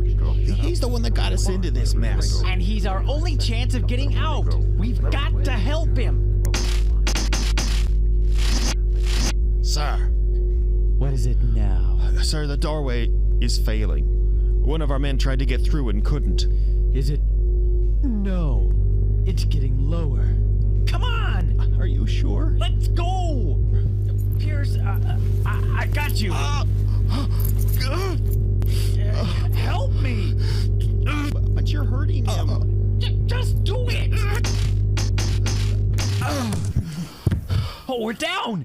We're down! We stopped it! Jacoby? Yeah? I can't see. I'm blind. You have to... You have to get me over there to that doorway. What? The kitchen door? What for? You. Jake, look out! Yeah! You interfere. Do you want to be the next to die?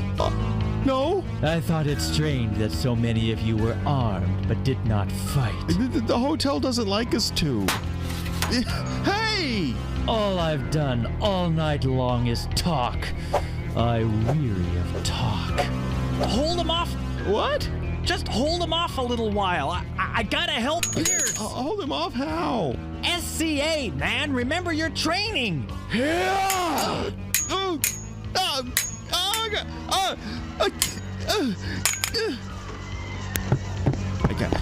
I can't see anything. I'll get you there. Why the doorway? I don't know. None of this makes sense. I'm just doing it. It sounds like my writing. Look out!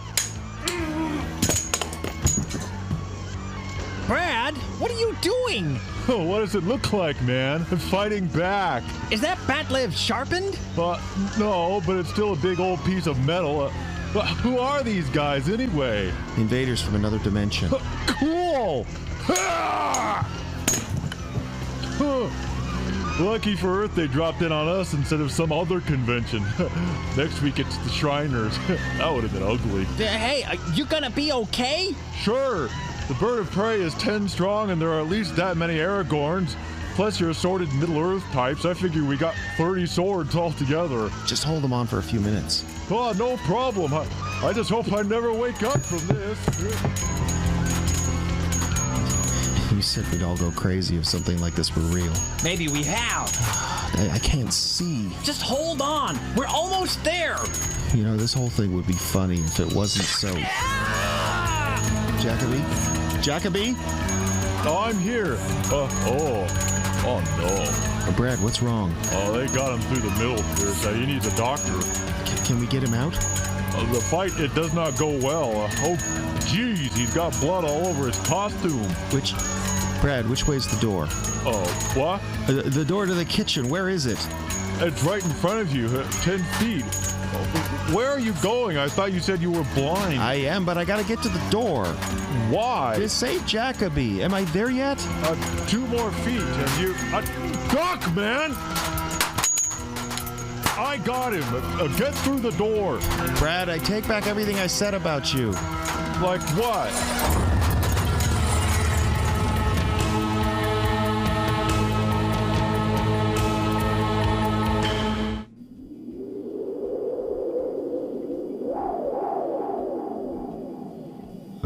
Okay, I can see again.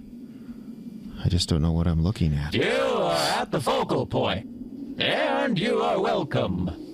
Who are you? A friend, if you'll have me as such. Look, my friends are back there. Can you help me get... Your friends are fine. Despite their appearance, they're actually quite a good match for the shoot-a-thon. But I have a friend who was hurt. I need to get back there so I can get him to a doctor. Yes.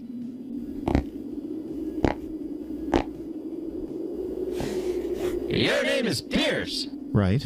Pierce, that I have to tell you is going to be difficult to grasp. It always is at first. But if you do as I say, I will show you how to save your friend's life. I'm listening. Much of what the garrison leader told you was true. There are parallel dimensions in creation, and there are doorways between them. And you're such a doorway. Look, at this point, I'm ready to admit that everything you say is true, but I just want to get back and help my friends. There's real trouble back there. The shoot-a-thon are a minor, inefficient race chosen for your test. Test? Chosen for your test because they can be controlled. You're telling me my best friend is dying back there because of some stupid test? It has to be this way. As a doorway, you will be confronted with challenges like this your entire life. We'll have to know if you have the will and the ability to fight it. I didn't ask for this. No, nobody ever does. I certainly didn't. But some things are determined by biology and genetics. Your gifts are based on bioelectricity, Pierce. You can be a doorway without consent, or even consciousness. There are many people who would take you and use you like a tool, just like the Sheet-a-thon did. And you couldn't do anything about it. Understand their race is disorganized, brutal, and easily controlled. But not all evil in the universe is so insignificant. I don't have a choice, do I? No. We doorways do not.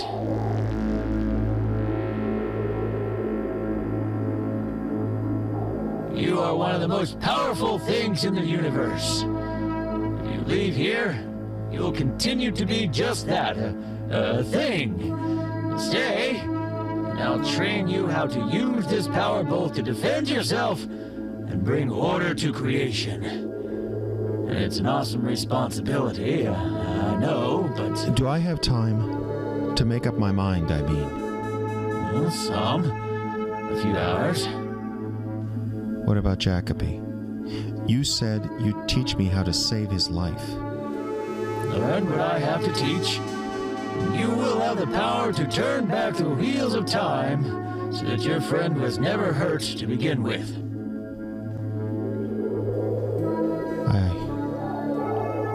I don't need time. I'm ready to begin now. Good. It's weird. I usually hate not having a choice. But this seems... inevitable. It seems right. This place, Pierce, is the only place where we truly belong. Then let's get started. Now.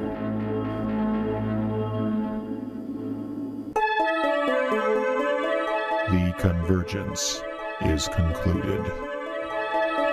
It starred David Ian as Jacoby, Ion the garrison leader, Brad, Conventioneer number 1, Fuller, and Facet the educator. Jeffrey Adams played Pierce, Conventioneer number 3, the High Priestess, and the Soldier. It was written by Jeffrey Adams.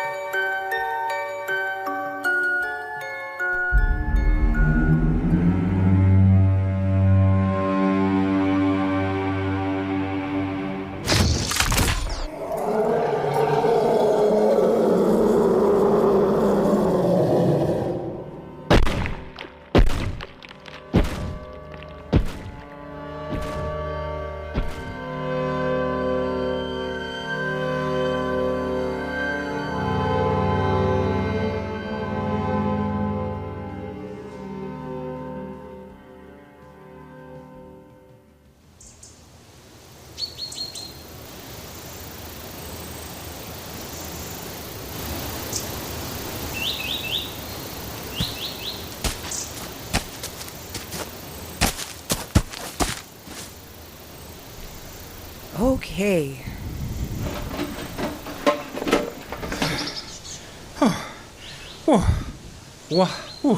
Water break. David, look up. We're here. What? Oh, look. Oh my gosh, we're here.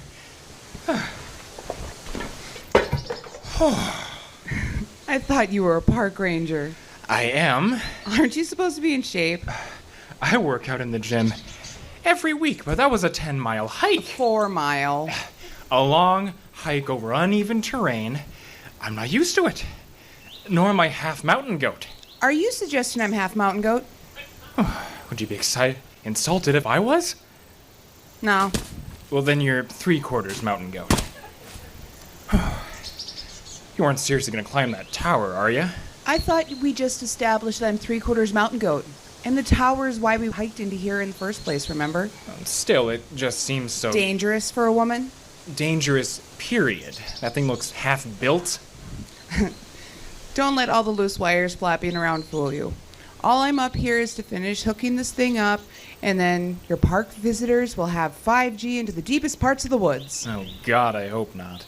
The whole point of a national park is to get away. Try to think of it as an emergency system, and not so that housewives can play words with friends while they're supposed to be enjoying nature.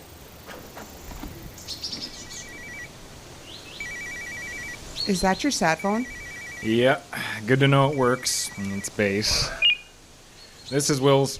Wills, this is Command. Are you on site? Just arrived. Any trouble hiking in? Smooth as silk. Weather's been great. Good. How long are those people gonna need? Sherry? Boss wants to know how long you'll be.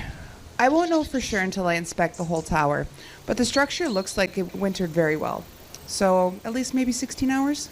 About 2 days, I'd think. Well, okay.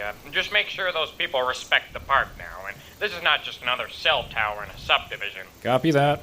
And make sure they obey all safety protocols. These companies love to sue the Park Service when they can. Will do. I'll check in every 12 hours. Do so. There's some weather headed your way tonight. Take care.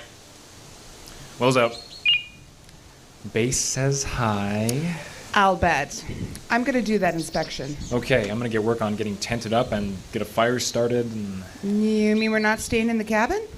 Sorry, that cabin got taken down last year. So what's that just inside the trees? What the... My brief said that cabin was gone. Looks pretty present to me. Not new either. Except for that padlock on the door. Okay, well, that padlock cinches it. I don't know whose cabin that is, but we're in the tent. I got an extra tarp to, What are you doing? That's the problem with padlocks on wooden doors. The brackets that hold them are just by 4 screws. Sherry, stop. Sorry, can't hear you over the sound of staying warm and dry. And voila.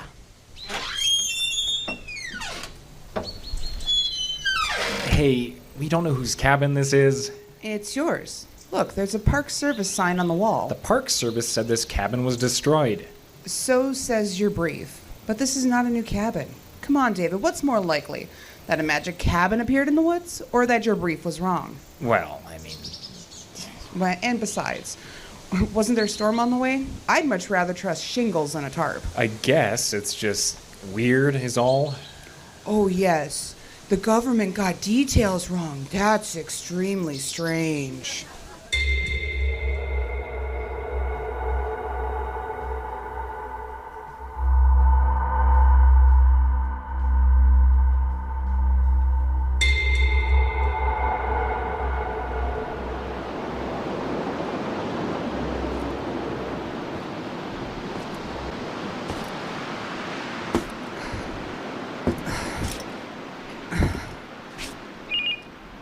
Sherry, Yeah? how's it look up there? Amazing. Are you sure you don't want to climb up? The view is incredible. No, thank you. I can see you swaying in the wind. It's not that bad. But this view, I can see the lake from here. Uh-huh. How about the work? Oh, about what I expected. I'm going to have to replace some of the parts, and some of the cabling's busted out of the conduits, but nothing unexpected after the winter we had. All right, well, calm down. You're making me nervous. Scaredy cat, you really have to come up here. It's amazing. What? Uh-huh. Your voice just went all weird? Is something wrong? No, it's just... There's something moving through the trees out there. It's big. Where? Which direction? Northwest. You couldn't see it from your vantage point. It's got to be about a mile away. And you can see it moving through the trees. I can see the trees moving, like a train rolling through. Jeez! A 20-foot pine just tipped over. What? What lives up here? Do bison come up this far north? Generally, no, and not in the woods. It's probably a bear. Pretty big bear. What? I said I'm coming down. I've seen all I need to see. I can get started in the morning.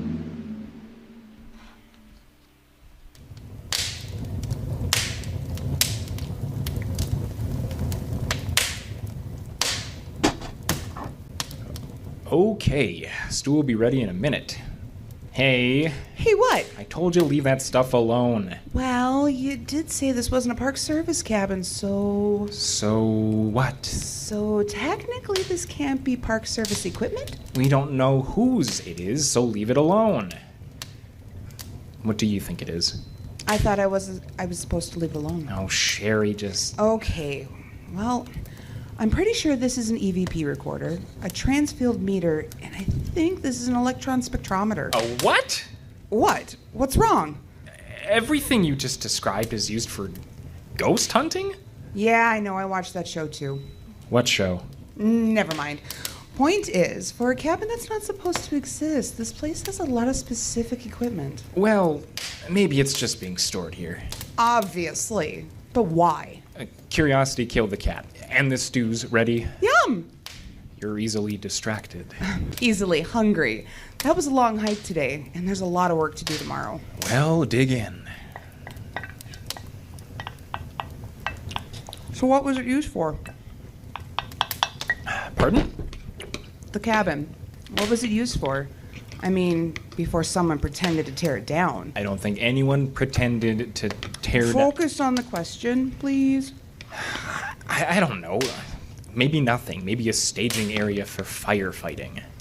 Park Service wastes money building random cabins? It might not be Park Service. But the sign right there. I'm sorry. I meant the cabin might not be Park Service originally. This park only dates back to the 70s. We bought a lot of cabins when we took over. Some got demolished, some got saved. This might have been someone's retreat we held on to. Well, I'm glad it's here tonight. Here comes that storm.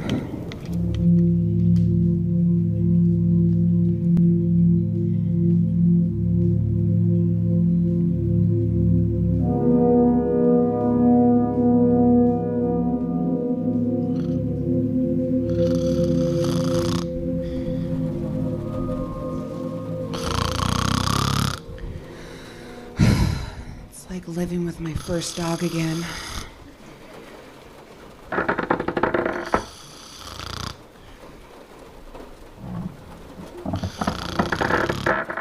David.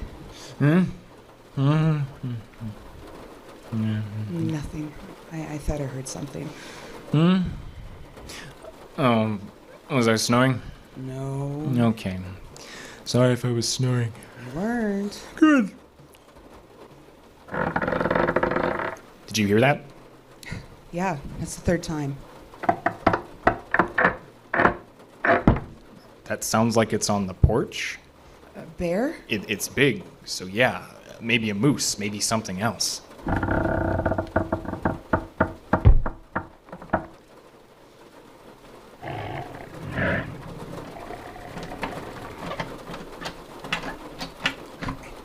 my god, it's trying the door.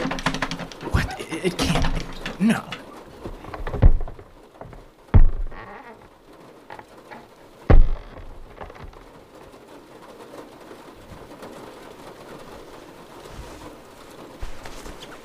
Where are you going? I gotta check and see what it was. Oh, this window's useless. I'm opening the door. Sherry, wait.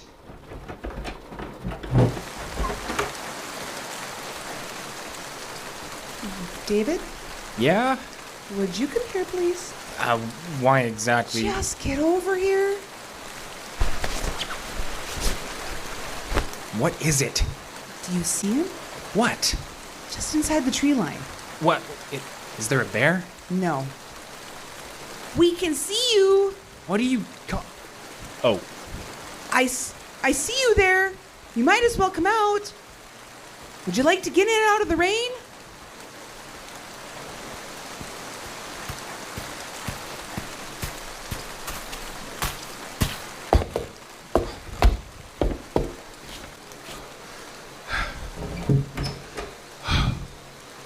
Is the equipment all right? Have you touched anything? Who are you exactly?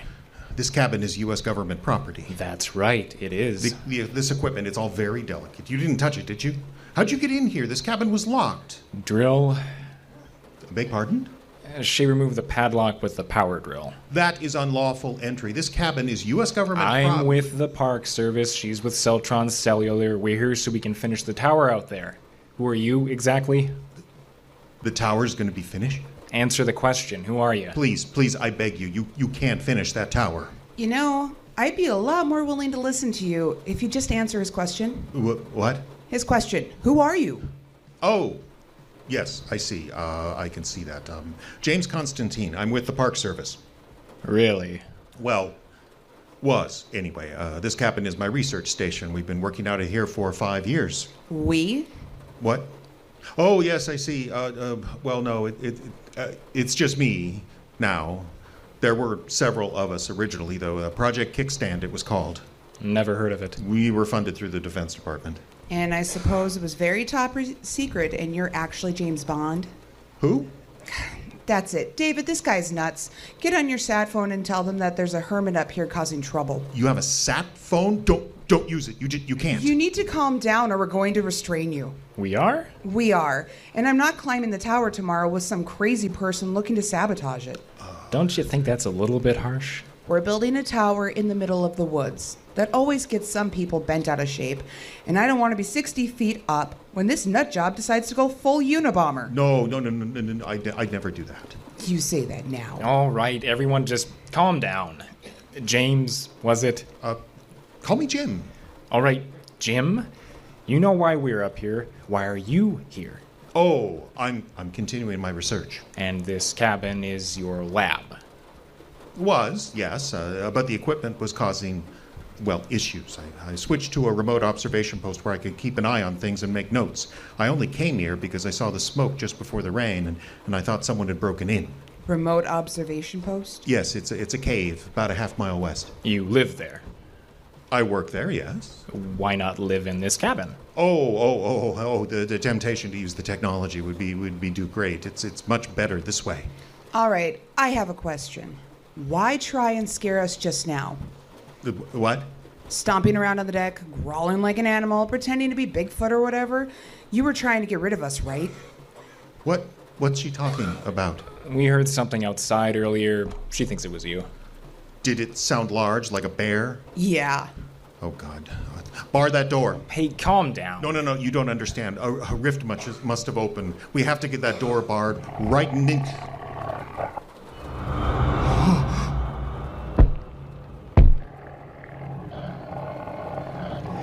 Well, I guess we know he didn't make the noises now.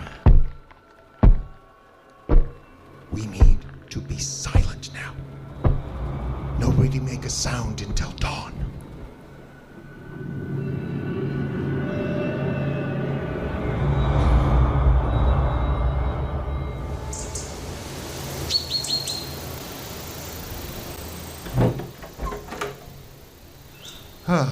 It's safe. You can come out. Safe from what? And how exactly are you so sure? Come with me. Come with me. Over here, yes. Look. You've got to be kidding me. What's that supposed to be? Well, it's a footprint, obviously. Yes, I can see that. A massive footprint with 5 toes on each foot, the likes of which pranksters have been making out in Oregon for 50 years. No! Seriously, why are you here? Are you trying to prank us? Do you have like a YouTube channel or something? I am a scientist making genuine inquiries. Into what? Cryptozoology? Physics and astronomy. Oh, Monster Hunter is just a sideline. No, this isn't about monsters. I don't care about the animals. I only care about how they got here. Migration patterns? No, they're not. Look, my research is in wormholes, where they might lead. And you're familiar with the multiverse theory? I have watched a movie this decade, so yes. It's not science fiction. It's very difficult to explain. You think there are tiny wormholes in this forest, and that creatures from other dimensions are stepping through and inhabiting our reality. All right, so maybe it's not that hard to explain. You expect us to believe this? Well, I expect you to believe your eyes. Look at the size of that footprint. Look at the stride. It's very impressive work, but it's easily done with some plywood and a jigsaw. How can you be so sure? I'm a ranger. Admittedly, Bigfoot pranks are the most common thing we deal with, but we deal with them. Every year there's a new story somewhere about kids making footprints or growling at campers. Nonsense like that. But I have an actual lab. You saw the equipment. And that's another thing. It's technology that opens the wormholes, right? Something to do with the electromagnetic fields? That's correct. Or, I think. Very convenient for you to be up here right now when we're installing a cell tower. What are you thinking? I'm thinking a Bigfoot prank this deep into the woods isn't going to get noticed by campers. If I wanted to scare people, I'd make footprints near one of the campsites. The only reason to do it up here is because they're trying to scare off, well, me. We don't know how an active cell tower would affect the phenomenon. There were never reports of anything unusual until the first power lines went through back in '96. As technology encroaches further, it's gotten worse. Now you want to bring a whole cell network in this far. And you can't stand the thought of a tower being in your woods. We need more research. David, I need to get started for the day. Will you keep Roger Patterson here out of my hair? Sure, but I don't have any handcuffs. No worries. I have more zip ties than I can count.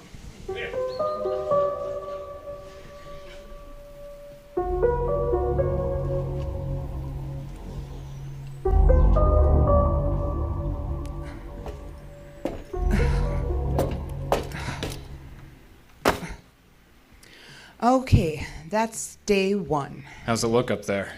About what I expected. Some weather damage, but nothing I didn't come equipped to deal with. On schedule for one more day? Should be. We might need to stay another night after. I don't mind. All that's waiting for me back in the real world is a desk. Good. Where's our friend? No, he disappeared off into the woods about an hour after you went up. I haven't seen or heard from him since. I did learn something interesting, though. About what? Well, him and his research project. I know this old-timer in the International Falls office. He called him up and asked him the station, and he told me there were rumors of a woo-wee-woo type of experiment back in the yachts. Said a buddy of his even dropped some equipment here via helicopter one time. Sounds expensive. It is. Way above Park Service pay grade. What was the experiment supposed to be about? Nobody knew. Plenty speculated, but nothing definitive ever turned up. You didn't think to ask if the work was still being done? I did, and it's not. At least not officially. Well, it's all very interesting. That it is. You don't think there's something to it, do you? Why do you ask me like that? I don't know. It's just you called him Roger Patterson earlier. What? Our woo-wee-woo friend? Jim. You called him Roger Patterson. Only a Bigfoot nut would know who that is. No, I don't remember what I called him. Roger Patterson, the man who shot the famous footage in Northern California back in the 60s. A big creature covered with black hair walking away from the camera across from a riverbed. You seem to know a lot about it. I will admit to a certain fascination with cryptozoology back in the day. Okay. Well, if you can admit it, so can I guess. But only in grade school. I had this Myths and Monsters paperback from the Scholastic Book Fair. Oh, yeah. I remember those. So you saw something yesterday? What? Remember when you climbed the tower the first time, just to check on things? You said something about a large moving thing through the woods. It was a bear, remember? I said I thought it was a bear, but I was on the ground and I didn't see anything. And then later, just before Jim showed up, we both heard something on the porch. What are you getting at? Just that we both heard things, saw things. Maybe there's something to his story. Can I remind you, when we heard that sound, Jim was right outside, and when I saw whatever that was, we didn't even know he was in the woods yet. What about the second time we heard something on the porch? Jim was with us in the cabin by then. I can't say I can explain everything, but the least likely scenario is Bigfoot. It's not Bigfoot. Don't do that! It's not Bigfoot. It's not a hereto unknown primate. It's not a yeti, a skunk ape, or the old man of the forest. Okay, Professor, what is it then? It's aliens. You know, if you were trying to sound more reasonable, I don't think that's what you should say. Little green man, a spaceship landed in the forest and these guys got dropped off? Of course not, but when I say aliens, I mean alien to our world, to our dimension. As far as we know, thousands of creatures from other dimensions visit us every day. So why aren't we knee-deep in creatures? Oh, maybe most of them can't exist in our dimension. Maybe they're vaporized instantly. Maybe we humans visit other dimensions and are doomed to a similar fate. Oh, come on! I'm serious. Think of all the disappearances every year. Ranger, how many people go missing just in the national parks? Oh, that's because people don't go into the woods prepared. They don't bring water. They wear improper shoes. They have the wrong clothing. And disappear without a trace? Oh, they get injured or succumb to hypothermia. Once they're dead, nature takes care of the rest. Pleasant thought this deep in the woods. But getting back to the dimension stuff, how exactly do you visit another dimension? Well, that's what I'm trying to study. And how much success have you had? Not as much as I'd hope, but even observing the phenomenon is impossibly difficult. I don't understand something. People have been seeing giant apes in the woods for decades. What makes you think they're from another dimension? Because it would explain so much. Look, if a 7-foot-tall creature was moving around the woods, it would leave things behind. Footprints, hair samples, scat. And with everyone carrying one of your cell phones everywhere, we should have good pictures by now, right? One would think. But we don't. We just don't. 7-foot-tall creatures reported all over the world. Why isn't there more evidence? What if they came and went through our reality? What if they appeared for a time, then disappeared just as suddenly? So you think there's some kind of covert army. No. They're just simple animals. Them popping back and forth through our reality is like a cow getting caught in a wire fence. There's some kind of weakness in the barrier between dimensions, and that weakness causes rifts, small, temporary, very localized windows to open. For a brief time, the animal doesn't exist in just one dimension, but both of them simultaneously. And there's science to back this up. Well, strictly speaking, no. But there's plenty of observation. I've sighted the animals multiple times, and their appearance is always marked by a popping sound. A popping sound? Yes, kind of, Well, that certainly seems scientific to me. I know. There's so much work to be done, but you have to believe me when I tell you that none of this happening here in these woods, none of it happened until the power lines came in. The more electronic equipment is used in this space, the more the animals show up, and this cell tower will change things yet again, and we can't predict what might happen then. Question for you. Where are your colleagues? The what? Your colleagues. Weren't you part of a team initially? 2 or 3 of you up here studying this phenomenon? Oh, yes. Where are they? Well, they've all moved on to other Your funding was cut, wasn't it? The Defense Department or whoever cut your cash, and they took off, leaving you behind to live in the cave like a fanatic. The work is important. I'll bet. Sherry, can you finish by tomorrow? I'm thinking by noon if I start at first daylight. Good. Jim, you're under arrest. What? Park rangers can't do that. Oh, yes, they can. I'm placing you under arrest for trespassing and illegal use of government property. You can't make any of that stick. Oh, I know. But I can tell your whole story to the higher-ups along with my strong opinion that if we left you up here alone, you'd find a way to disable this cell tower in no time. That'll be enough time for them to consider a psych evaluation, which is what I think you really need. You can't. You just can't. I just did. Sherry? Yeah? Can I borrow a couple of those zip ties? The big ones.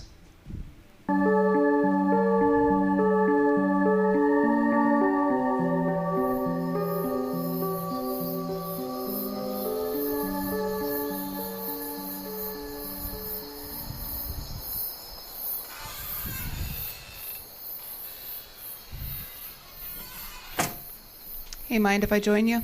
Of course not. How is our prisoner? Demanding his rights, mostly. Of course, when he did see our food provisions, he calmed right down. I think the poor guy hasn't had a meal of anything of grubs and berries in months. What'd you feed him? Turkey helper, only with hamburger. He wolfed down 3 helpings. Did you try it? God, no. I went with the ramen I brought. You gonna eat? In a bit. I'm not really hungry. What is it? Hmm? Something's on your mind. What is it? I don't know what you're talking about. Look, I know we just met, but you hike through the woods with someone, you get to know them pretty quickly. You're always scanning and panning the woods, keeping watch, looking for things, trouble maybe. But tonight, you're just staring straight ahead. Something's bothering you. You minor in psychology to go along with that engineering degree? Oh, I'm not an engineer. You're not. Of course not. You think engineers traipse through the woods and climb up cell towers? No, that's for lowly poles like me. I got this job in college and just never left. So what did you study? Creative writing. Really? Master of Fine Arts. Really? You're surprised? Well, that's a lot of school to end up climbing cell towers, if you don't mind my saying. Well, I'm still writing, but the loans require an income, and it's a bit more immediate and reliable. But you do write still. Yes, and before you ask, I'll tell you right now that I write under a pseudonym, and you'll never guess what it is. And if you're good on this trip, I might just send you the link to my Kindle page after we separate and we'll never see each other again. And you're avoiding the question. What question? What's eating you? Oh. I don't know. That was a really long trip for a really lame answer. Sorry, it's the truth. I guess I thought this trip would be very routine, relaxing. A hike into the woods, babysitting you for 2 days. Hey! Sorry, but I didn't expect to do much, and this is what I mean. And instead we find Crazy Jim and his Sasquatch Circus. Sounds like a weird alternative band with kazoos and a tuba. Believe me, I'd rather listen to that than Jim. You know I can hear you through the screen door, right? Sorry, Jim. That's better. And is there any more of No, there's no more turkey burger casserole. Oh, well. In that case, let me enlighten you as to your ennui. My what? That feeling you have, what'd you call it? The reason you're staring off into the woods. Okay, Jim. Hit me. Keep an eye out. You'll see them soon. What? Since the beginning, people have reported feeling their presence before they see them. Feeling of being watched, of something following you, gauging you. You're feeling unsettled and anxious. That's when they appear. I wish you wouldn't talk like that. It's nonsense. Don't worry. Just listen for the popping sound. Then get ready to come inside. Ah, yes. The monsters from another dimension appear with an old-fashioned sound effect. Can you do it? Oh, yeah, sure. Just... How do you do that? Oh, it's easy. You just put your finger in your mouth sideways, you close your lips around it, and... I didn't do it right. Oh, it takes some practice. Or a bigger mouth. I've never been accused of that problem. Dang it.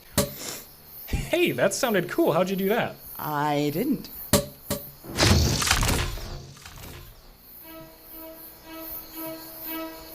Dave? Yeah. Did you happen to bring a gun into the woods with you? I didn't think I'd need it. Oh. Oh my. What's that smell? It's a skunk nearby. Whoa, what was that? Did you say you smelled a skunk? It's nothing, Jim. Get in here. Get back in the cabin. Right now. Oh, just relax. Everything is fine. Ah! What was that? A rock. Practically a boulder. Look out! Oh, where are they coming from? I don't... Oh my God! What is it? There, right there! Get inside! Do you see it? Do you see it? Oh, of course I do. Just get inside. I saw it. I actually saw it. Jim. I'm under the bed. You'll want to get away from those windows. They're real. Get away from the windows. Ah! How long does this last? Well, they'll attack for 5 minutes or so. If you don't fight back, they usually just move away. Usually?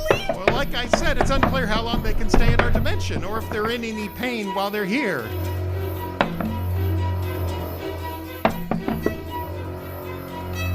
It's stopped.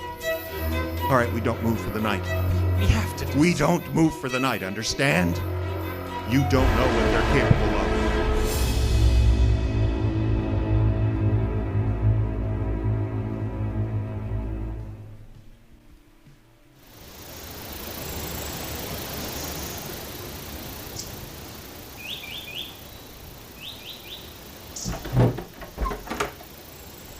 Okay, it looks clear.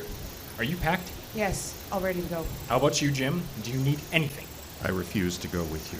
Can't allow that. You're under arrest. After last night, after what you saw, you realize that if I'm called before a judge, I'm going to make sure my lawyer calls you.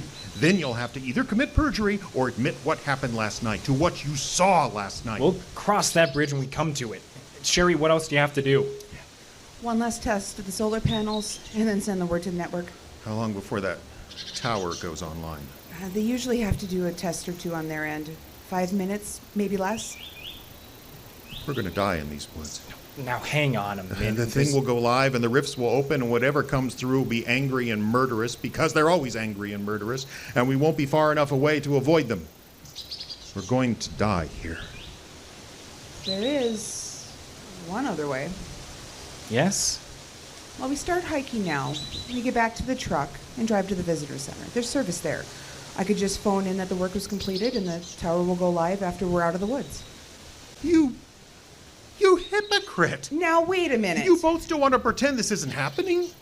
That turning on that cell tower won't cause any harm even after everything you've seen for the past 2 days? Okay, I'm willing to admit some things are pretty freaky in these woods. But you said it was the power lines that set them off, right? Yes, and the instruments we used in our research made it worse. Who knows what a cell tower will do? Exactly! Who knows what the cell tower will do?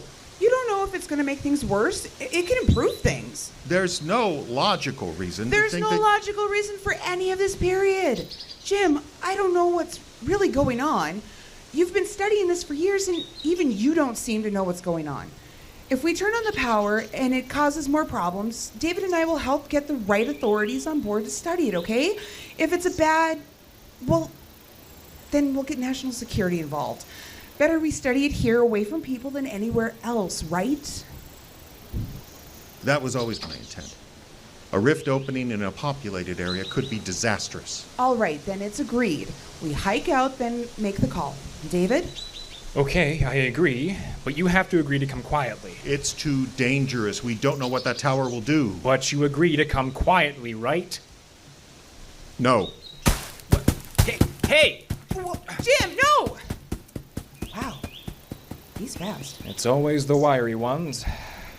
Aren't you gonna chase him? Are you kidding? He knows these woods better than anyone. Let's just go. I'll report to him and let the park police decide what to do about it. Well, what about the tower? Activate it. What? Disactivate it and let's go. And I want to get out of here. But we talked about hiking out first. Yeah, that's your end of it. Do whatever you want, but I'm hiking out. Now.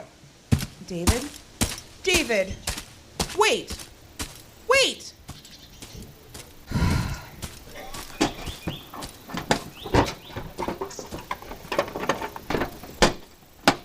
Solar panels look okay. Okay, this is it.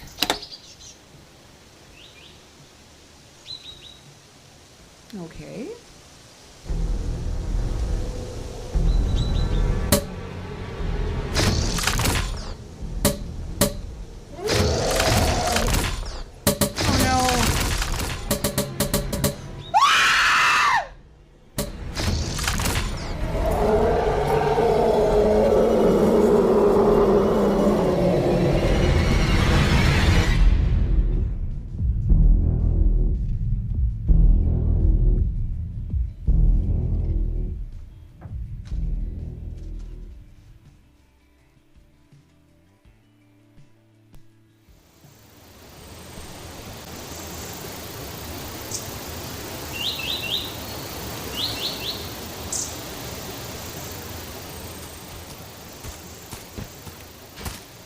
Yep, here it is.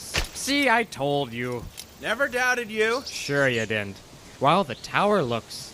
Jeez, what happened to the tower? Looks like someone took an axe to it. Can you fix it? Yeah, probably. I'll have to climb up and take a look first. Might take several trips. I don't want to hike in here more than necessary. You still spooked about that story? Legends. I knew Sherry. She just wanted to be a famous novelist. Probably faked her own disappearance for publicity. And what about the park ranger that was supposed to be with her? Oh, he was a desk jockey. Probably twisted his ankle or something. Ah, he'll turn up. Turn up? You know, turn up. His bear scat. That's pretty dark, Bob. Hey, if you come into the woods and don't know what you're doing, you deserve all you get. I come prepared. For everything. I'm gonna climb to the tower now, and why don't you check out the cabin? Okay. Be careful on that tin ladder. I don't want to have to carry your sorry butt out of these woods. Ah, don't worry about me. Worry about dinner. Oh, I'm starved. At your service, Jeeves. Jeeves? Jeeves is the butler, not the guy he's serving. Read a book, will ya? Whatever. Hey, Bob? Yeah? Was the cabin supposed to be unlocked? No idea. It's a mess up here. This is gonna take forever. Yeah.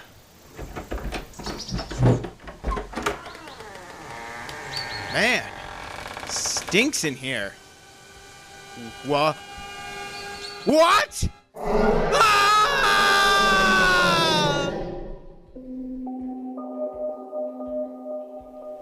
This has been A Tree Falls in the Forest from the Icebox Radio Theater. It starred Scotta Turner as Sherry, Caleb Silvers played Dave, Jeffrey Adams was Jim, and Pete and Bob, the unfortunate victims in the final scene, were played by Dalton Johnson and Mitchell Erickson. Script written and directed by Jeffrey Adams, sound effects by Diane Adams. Partial funding for this program made possible in part by the voters of Minnesota through a grant from the Minnesota State Arts Board, thanks to a legislative appropriation from the Arts and Cultural Heritage Fund. For more information, visit iceboxradio.org. And that is our show for tonight.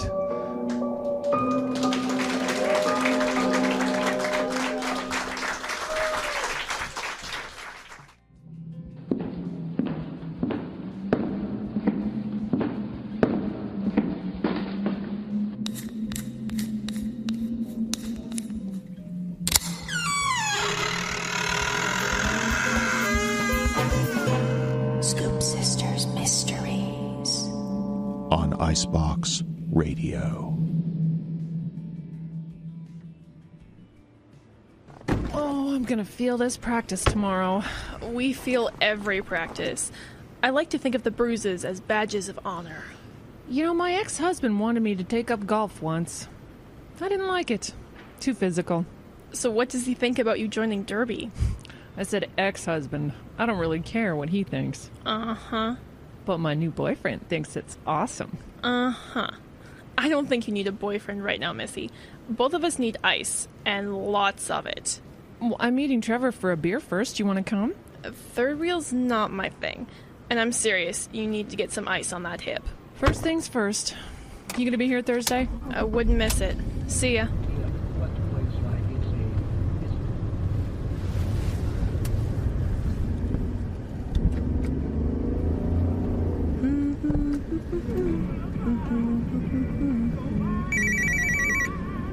Huh?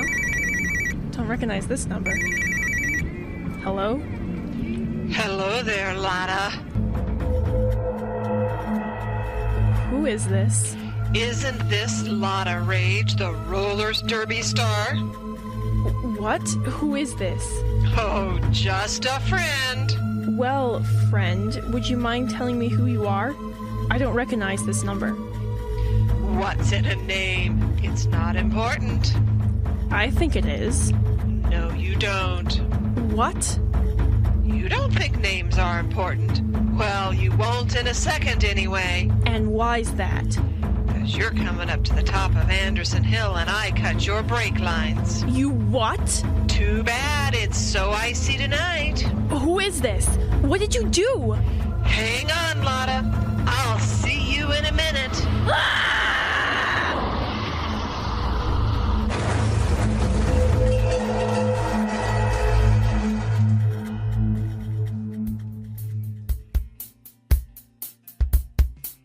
So there I was, 30-something, divorced, and a victim of the economy.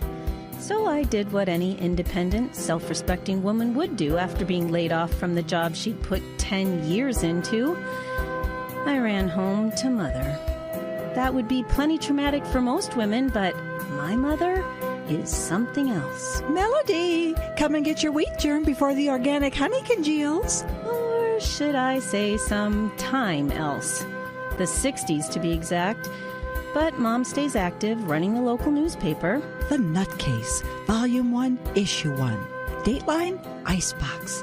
Mayor silent on the pothole issue. What corruption is he hiding? My daughter Mary. Hi. And I keep busy, keeping up with Mom. But we've done some good in our little town. In fact, the three of us have solved so many local mysteries, the townspeople have taken to calling us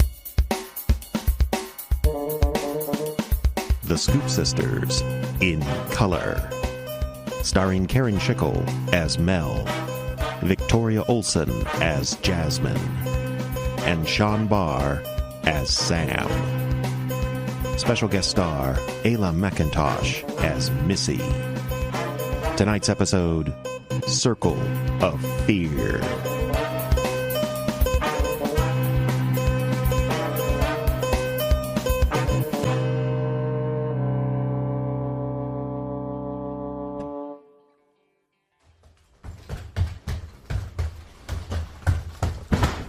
Sorry. Are you all right, Mom? Of course. Whoops. Mom, if you need help with dinner... No, of course not. I'm just going to get the water on to boil.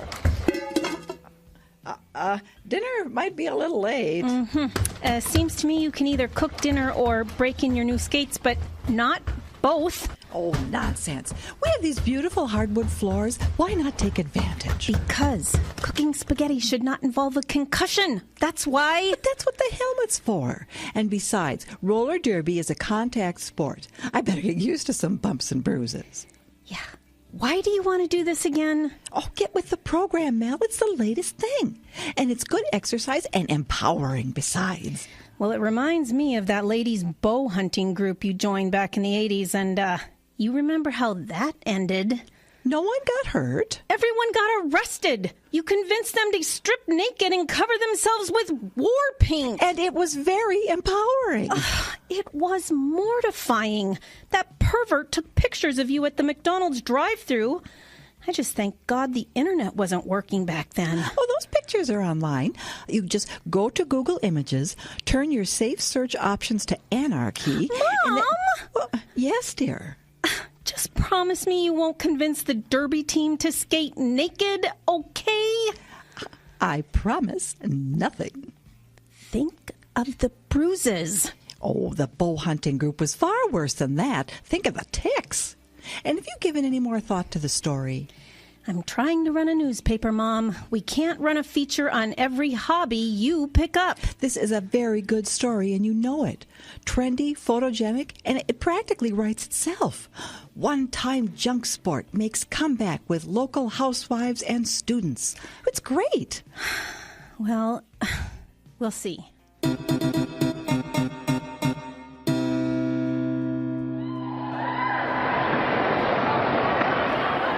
Look out! Look out! Oh, Mom, are you all right? I'm fine, dear. My whips are on, that's all. Hey, Jasmine, are you okay? Oh, I'm fine, Missy, fine. I just need a little more practice. Oh, you gotta get your center of gravity much lower, or else you'll be whipped off the track every time. Does everyone else have to skate so fast? Missy, I'd like you to meet my daughter, Melody. Hey. This is Misdemeanor. Okay. It's Melissa in real life. Jasmine tells me you guys run the paper. That's right. You know, we could really use a story or some ad space. We have a bout coming up in 2 weeks, and it would be real nice to have a crowd. You have a what? A bout, Mel. Roller derby games are called bouts. I see. Well, it certainly is photogenic. Thanks. I'd be happy to do a story. Beginning with the question, has anyone ever died doing this? No, Mel's a bit of a worrywart. And she came out of you? That's weird. And no, as far as I know, no one's ever died doing this. But it's really competitive, right? I mean, with all the whipping and jamming and whatever. Well, it gets a little intense, but it's all in good fun. Most of us never played sports when we were younger, so this is kind of a new thing. Derby is creating its own culture. Well, that explains the costumes.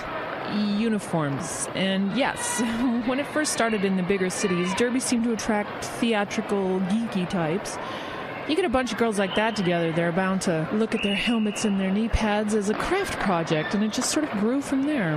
That must be where the names came from, too? Oh, yeah. A lot of these girls are pretty mousy in real life. Derby is a way to create a new identity, become a different person for a while. That's what attracted me first. I'll bet. You're right, Missy. This does seem like an interesting story. What are some of the other names? Well, I'm Misdemeanor. The girl with the pink pigtails sticking out of her helmet is Candy Crunch. The big girl is Wilma Fierce. And that little wisp of a thing in the ripped up tights is Meltdown Minerva. Why do they call her that? She has a bit of a temper. She doesn't like being passed. I see. Well, I definitely think this will make a great story. Let's get together for a beer after practice and talk. I told you so. Mother.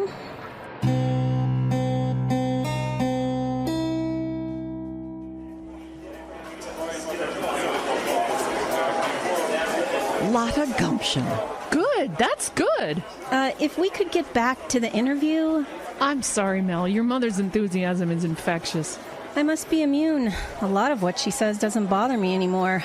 On the other hand, I kind of like the kinky names. Not immune to everything, obviously. What do you mean, kinky? Well, you know what I mean. Some of the girls are so frank about their sexuality. I wish I could be more that way. Oh, please, dear God, no. Well, the main thing is to have fun and check the name against the registry. You don't want to end up in a bout with a girl who shares your name. Well, why not? You ever seen two girls show up at a party with the same dress on? Oh, but surely we've evolved beyond that. Our identity as women is not wrapped up in the trappings of the patriarchy. So, Mel, did people ever ask you to translate for your mother? Mom's kind of trapped in a time warp. She's just saying we shouldn't focus on body image. Oh, we don't. But face it, Jasmine, females are tribal, just like males. And when your tribe is messing with my tribe, anything can set it off. Even a little thing like a name. That's why the registry was set up, so we could nip some of that stuff in the bud. What is the registry, incidentally? Just a website where girls and teens can register their names. That way you'll know if a name is already being used. Well, I can't believe it's that big a deal. After all, what's in a name? Maybe nothing. Maybe everything. Kind of depends on the girl. Think of it as being polite, Jasmine. You don't want to accidentally inspire a lot of rage, do you? That's it! Lot of rage. That'll be my derby name. What? You look concerned. Something wrong? That name's sort of taken. Oh, well, maybe if the other skater's in another league. By a girl on our team. Oh, pooh. Missy, are you okay? It's nothing. What? What's wrong? Oh, dear. Did I put my foot in it again? No, it's fine. I just... Take your time. Lotta. Her real name was Carlotta. Sort of disappeared. What? How long ago? Have you told the police? No. About a week. I didn't think to call the cops. I guess I just assumed her family would... if it was needed. Excuse me. Look, we have some contacts at the police department. I'm sure they'll want to know about this. Just... what? Mom, give her a moment. She's on the phone. Well, Sam is going to want to know. Probably yes, but try and relax. Missy seems really upset. All the more reason to tell Sam. Sam? Yes, Sam. I don't think she's talking to you, Mother. No, that's... Can you hold on a second? Jasmine, what was that about Sam? Mel's dating a cop named Sam. We are not dating. Oh, whatever. He's quite high up in the police department. Detective, I think. A detective named Sam. That's right. And he's cute, too. Mother. Hang on. Hello, officer. Is your name Sam? Who's on the phone with her? I don't know. Yes. I have some friends of yours here with me. Is it okay if they come too? Thank you. I'll be right there. That was your friend, Sam. Really? Oh, what a wonderful coincidence. He was calling from a crime scene. That girl I mentioned, Carlotta? Yes? They found her car abandoned. Her phone was on the floor. Mine was the last number she'd called. I know this is really none of your business, but could you possibly come with me? Of course. Let's go.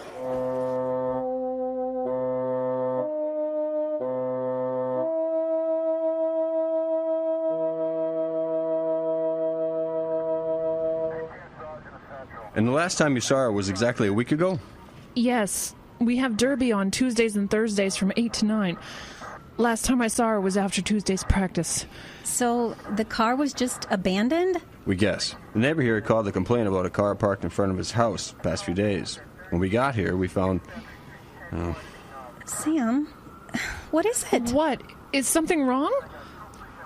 Jasmine, we have some coffee in the prowler over there. Would you take Missy over and get her a cup? Oh, of course. Come on, dear. What's going on? Oh, come with me now. Sam knows what he's doing. Okay. Okay. Why'd you shoo them away like that? Well, with an abandoned car, the first thing we do is check to see if it can run. That's when we spotted the brake lines. What about them? They've been cut recently. Then repaired very quickly, not very safe. And the dent on the front bumper looks new. And that's why the uniform's called for a detective. So a woman goes missing. Her car turns up on a side street with cut brake lines, looking like it had been in an accident recently. And someone repaired the brakes just enough to get the car here. Have you dusted for prints inside? And not yet. We're going to tow it back to the garage first. What do you know about her? Who, Missy? Well, I just met her tonight. We're doing a story on the roller derby group she and Mom are in. Jasmine joined the roller derby? Oh, you gotta get me tickets for that. Don't start. Lotta! Wait a minute. What is it? She's here, everyone. She's here, and she's fine. What's going on? We had a report of an abandoned car. Oh, it's not abandoned. It's mine. This is Carlotta, the woman Missy was telling us about. Ma'am, I think you should come down to the station with us. This car's been here for nearly a week. Actually, if it's okay with you, I'd just as soon go home. Well, you're not going anywhere in this car. The brakes aren't safe. Oh, Missy, could I get a ride? Well, if the police think you should go to the station... Officer, I don't need to come down tonight, right? I mean, I'm not being arrested or anything, am I? Well, I'd kind of like to know why you left your car here for a week. I had brake trouble. I'm just now getting to it. And I'll happily come down and talk to you about it tomorrow. But right now, I'm exhausted. You mind telling me where you've been the past week? I had to leave town on business. Without your car? I used a company car. And what company is that? I worked down at Pearson Electric. We had to go to a show in Minneapolis. And if that's everything, I'd really like to go home. Oh, of course. But you will come down to the station for a few questions tomorrow. Whatever you say. Come on, Missy. Okay, my car's over here. Oh, dear. Yeah. I'm sorry, Mel, but I'm going to ask you to steer clear of that woman. Why? Because it's really obvious that she's lying. Well, we'll try, Sam, but you know what else is really obvious? What? She's terrified.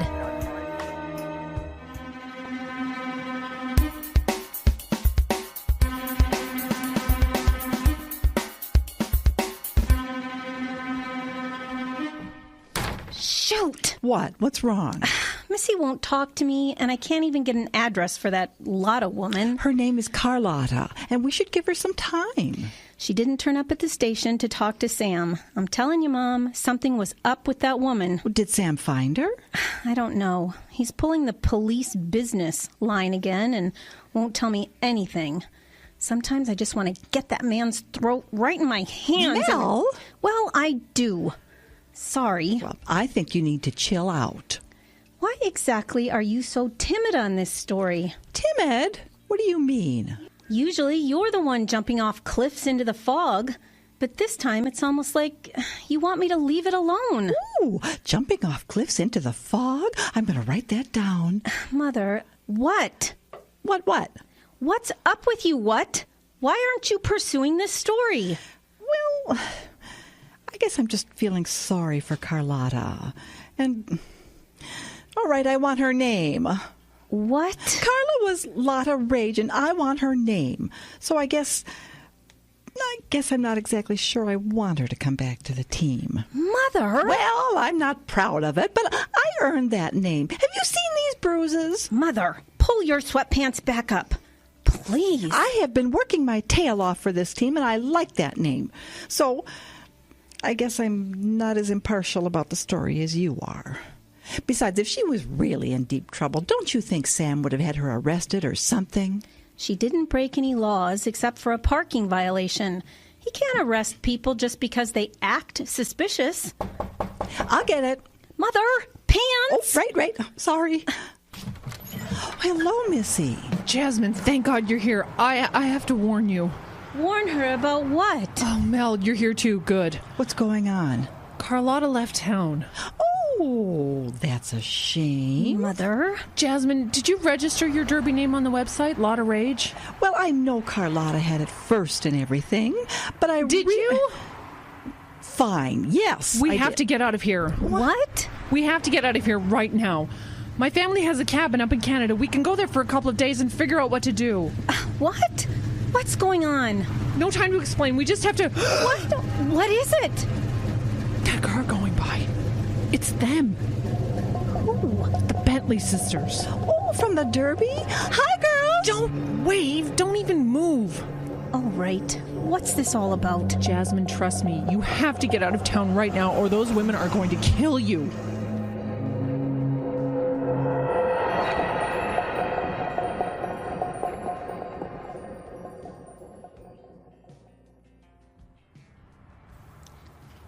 This is crazy. Trust me, it really isn't. But I don't understand. They're such nice girls. Bertha and Dorcas? You're kidding, right?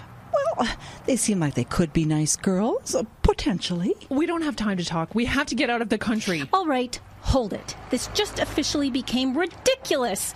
You want to flee the country over a roller derby name? I can't explain any more than that. Does this have to do with Carlotta?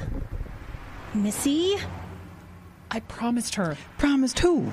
Carlotta, I promised I wouldn't tell anyone. Tell anyone what? Okay. I'll tell you everything after you get into the car and we drive to my cabin. Oh, what the heck. I could use a trip to the lake anyway. It's 35 degrees with slush falling from the sky. Oh, that's right. I need to grab my bathing suit. Mother! I'll just be a minute. This had better be worth it. If you only knew. That's my point. I don't know. Why do you think those women would hurt Mom? Because they did it before. What? Because they did it before. Carlotta. I'm terrible at keeping secrets. They cut her brake lines over a derby name? How did you know about the brakes? Oh, Sam let it slip in an uncharacteristic moment of trust. I know it sounds crazy, but they're crazy. Those women moved here a year ago from Fargo. I have a friend who skates there. She told me the Bentley sisters got kicked out of the league. Way too violent and intense on the track, and nasty off of it. After what they did to Carlotta, I don't know what they're capable of. You mean they did more than cut her brakes? That was just to get her off the road. They took her someplace. They tied her to a chair like in a movie and threatened her. This is insane. But very, very real. You should have seen Carlotta's eyes when she told me. She's terrified. She'll never skate again. They're back. They're at the front of the house. Maybe they don't see us. Oh, no. What is it? Mom, no. Mother! What is she doing? No! They got her. What is she thinking walking up to the car like that? If I know Mom, she probably wanted to offer an olive branch of human understanding. What? Never mind. Where would they take her, Missy? Think! I don't know. I don't know.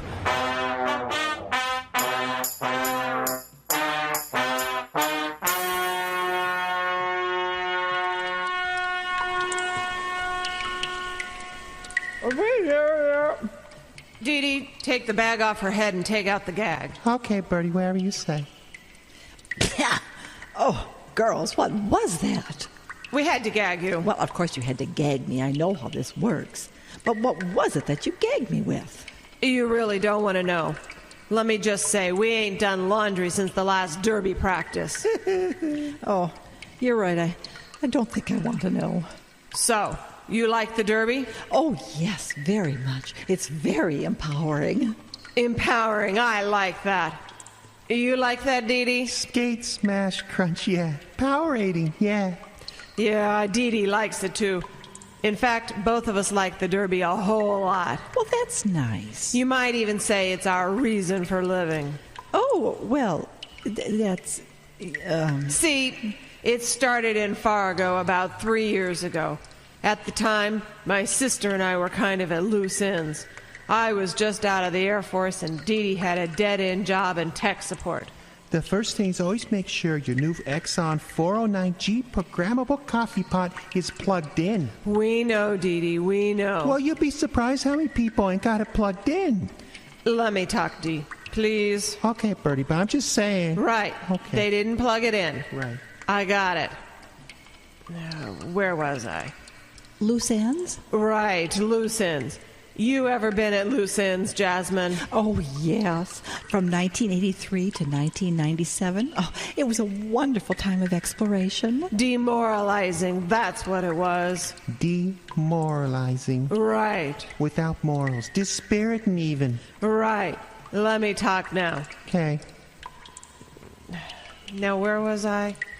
Demoralizing? Right. There we were, kind of adrift, you know. And then, like a gift from the goddess, roller derby fell into our lives. Smash. And we had a reason to live all of a sudden. Crush. Slam. And we loved everything about it. We loved the uniforms, we loved the girls, the names, the contact. Smash, crush, clobber. But most of all, Jasmine, we loved the names. You know why? They gave you an opportunity to be someone else for a while. They gave us Yeah, right. Somebody else for a while.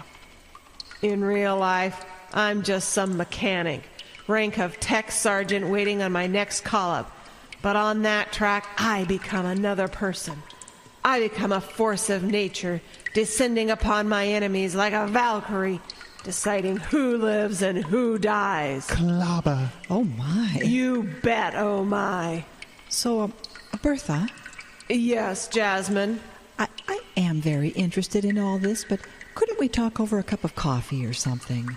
Oh, I'm sorry. Are you uncomfortable? Oh, no, it's not that. Oh, these ropes are almost like silk. We bought those special. We don't want to hurt nobody. That's right. We just want to make an impression. Well, about what exactly? Dee Dee, tilt her chair back until her head's about 2 feet from the floor. Sure, Bertie. Oh, disorienting, isn't it? Oh, my. I really want to cooperate as best I can. Any way I can. Good. The name. The name? The name. You registered my name. Oh, that. Well, I guess you can have it. Good. That's good. Can I put her back, Bertie? She's heavy. What? I beg your pardon. Just a little while longer, Dee Dee. Oh, well, can I drop her then? Not just yet. Jasmine? Yes? Thank you for being very reasonable about the name thing. You're welcome. But there is just one more thing. You're going to have to quit the team.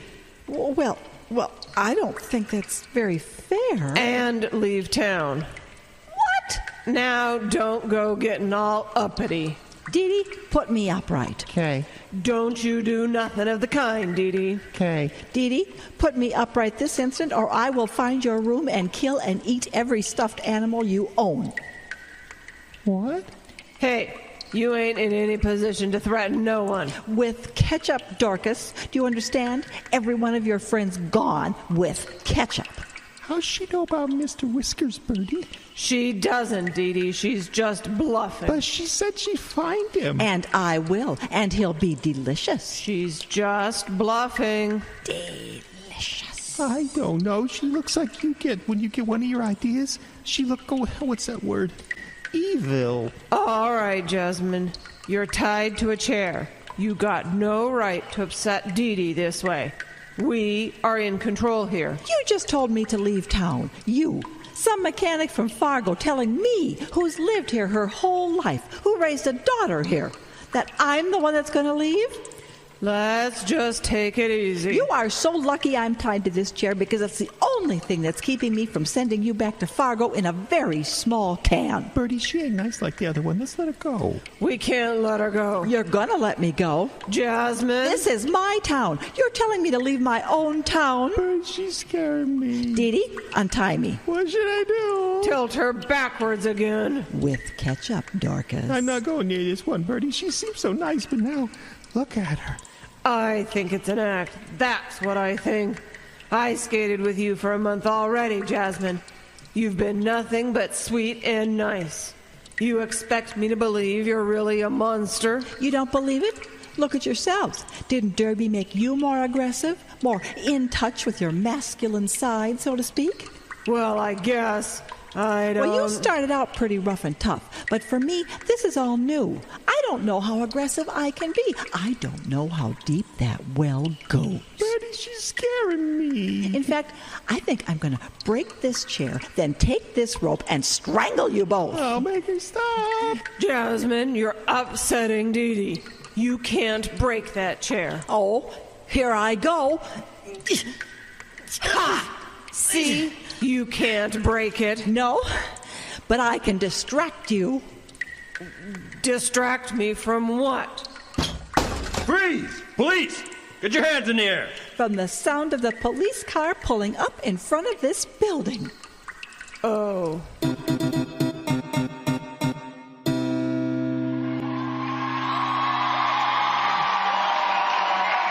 Go, Jasmine, go! Stop, Jasmine, stop! Oh, dear. The jam's over, Mom. You're fine. Just stay down. Are you all right? I'll be fine, dear. I'm just going to stay down here till the feeling returns to the left side of my body. Good. I went through a lot of trouble to save you. I don't want you crushed under Wilma fears. What trouble. When Missy heard what happened, she took us right to where Carlotta was hiding. And Carlotta told you where the Bentley sisters had their little interrogation room? Still, I didn't know how deep this thing ran. As far as I knew, the Bentleys were armed and dangerous. Well, I do hope they get some leniency. They love Derby so. Well, 2 counts of kidnapping is nothing to sneeze at, but Bertha's military service should work in her favor. I think the whole thing just got out of hand, and I'll bet the judge will see it that way. Well, I hope so. And all the publicity really helped the gate. Do you have to go back, Mom? Your team's already winning by a lot. You know, I don't care who wins and loses, Mel. I just want to clobber somebody. Would you give me a push, Sam? Here you go. Whoa.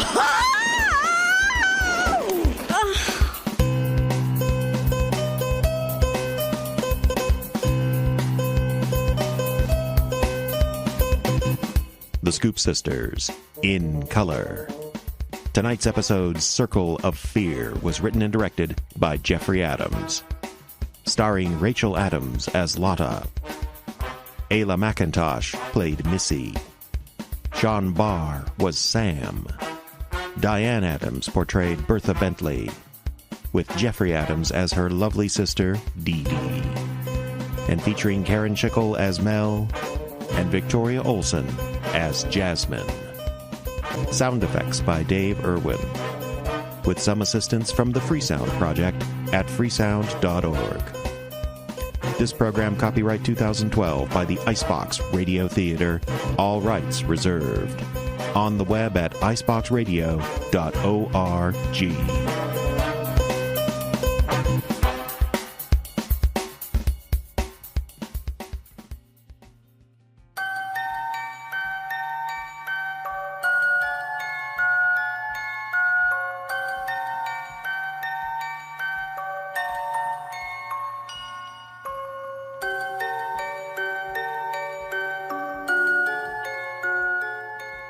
Good evening. We interrupt the extremely loud noises you have been listening to bring you culture. This is the Icebox Radio Theater, and we're here to present a play written by Mr. Oscar Wilde, which is entitled The Canterville Ghost. It is splendid, it is hilarious, and it is only half an hour, so please stay tuned. The audio festoonery begins right after these messages.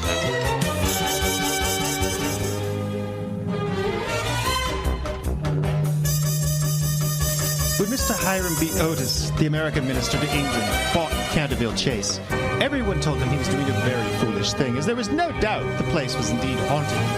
Indeed, Lord Canterville himself had felt it his duty to mention the fact to Mr. Otis when they came to discuss terms.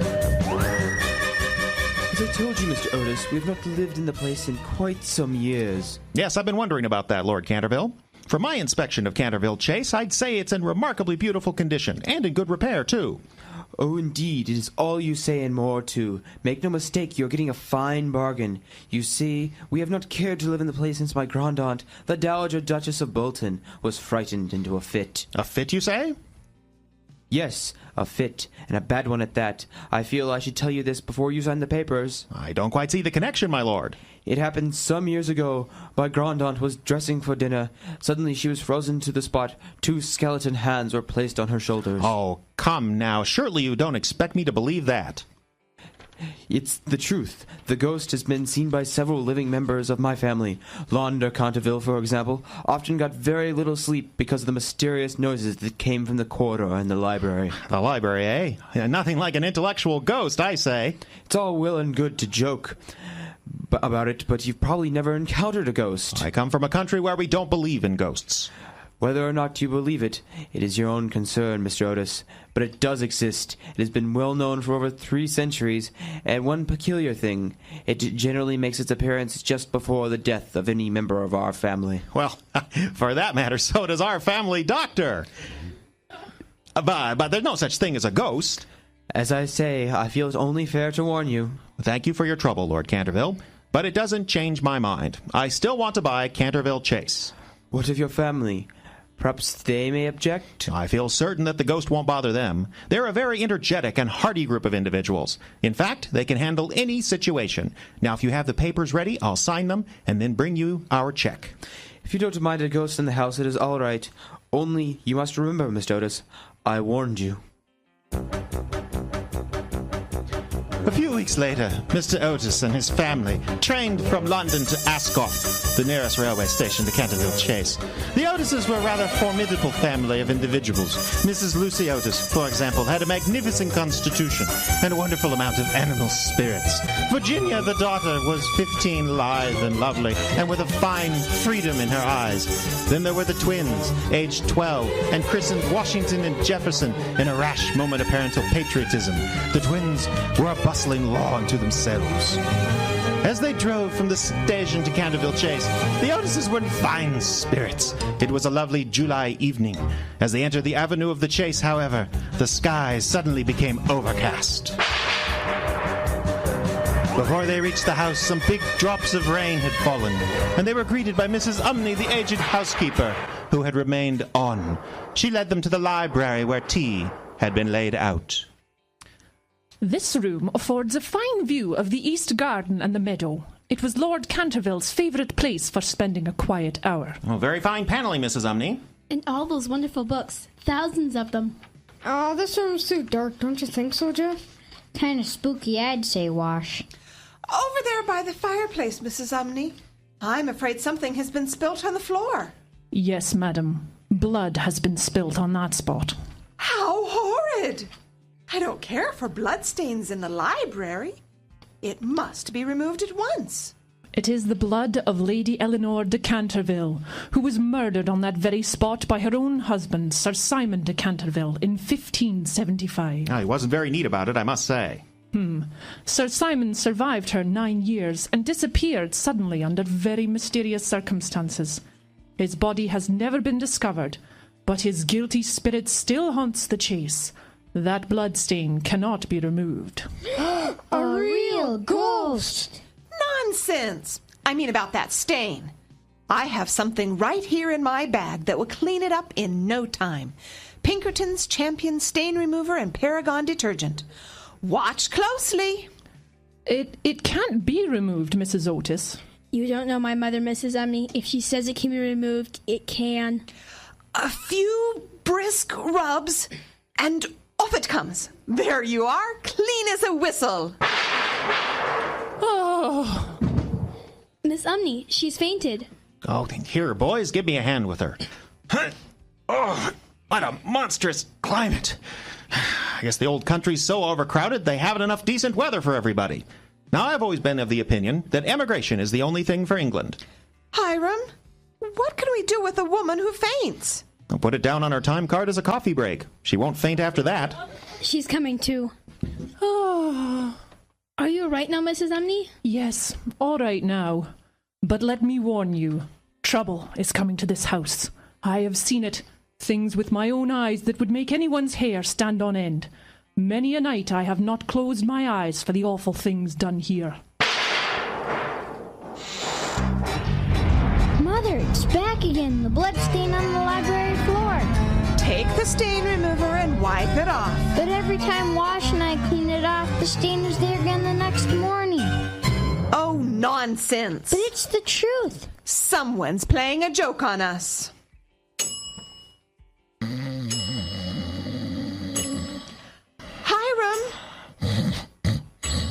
Hiram, are you awake? That stain, I don't understand. It was there again this morning. Not a very nice way to spoil the floor that way. You don't suppose. Oh, but that's sheer nonsense. Hiram, listen. Sounds like chains are being dragged. Oh, my. I was afraid of this. Where are you going? What are you looking for? You'll see. Follow me and be quiet.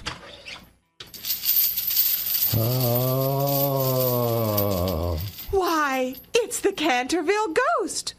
Good evening. Oh. My dear sir, I really must insist upon your oiling those chains. And I have brought for that purpose a small bottle of Tammany Rising Sun Lubricator. It is said to be completely efficacious upon one application. There are several testimonials to that effect on the wrapper from some of our most eminent native divines. I shall leave it here on the table. Should you require more, I shall be happy to supply you. And now, good night. If you wish anything, knock.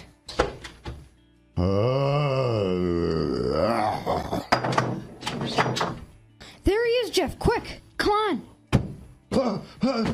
Stop trying to duck, Mr. Ghost.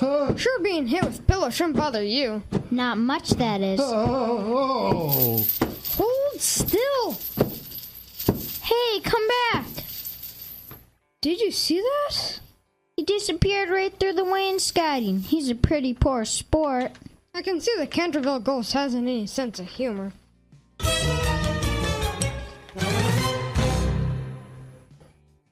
Never in my brilliant and uninterrupted career as Ghost have I been so grossly insulted. Sounds. I pray thee, Sir Simon, to control thyself. If thee should ask me, I would say thou art guilty of exaggeration. Milady Eleanor, I did not request your opinion, and furthermore, stop using that archaic English. I merely said... As my wife, you are not entitled to any opinion. When I murdered you, I thought I was rid of you once and for all. My allowing you to return temporarily from your grave is just a courtesy. Concerning these Americans from the colonies. The colonies no longer belong to England. They are part of the United States. As for these Otises who offer me lubricator for my chains and who throw pillows at my head, I shall be revenged upon them. What disguise will you wear the next time? Perhaps that of Gaunt Gibeon, the bloodsucker of Bexley Moor. Oh, may I accompany you? A woman's place is in the home.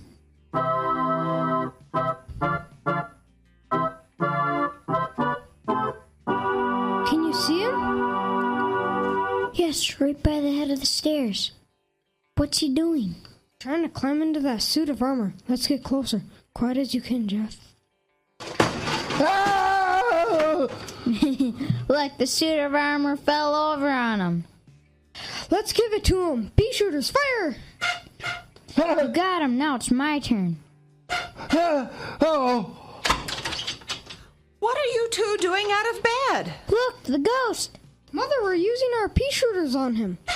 Mr. Canterville Ghost? Hiram, what are you doing with that revolver at the ghost's head? In the name of the United States government, I command you to surrender. I am afraid you are far from well. If you will wait, I will bring you some medicine for that indigestion.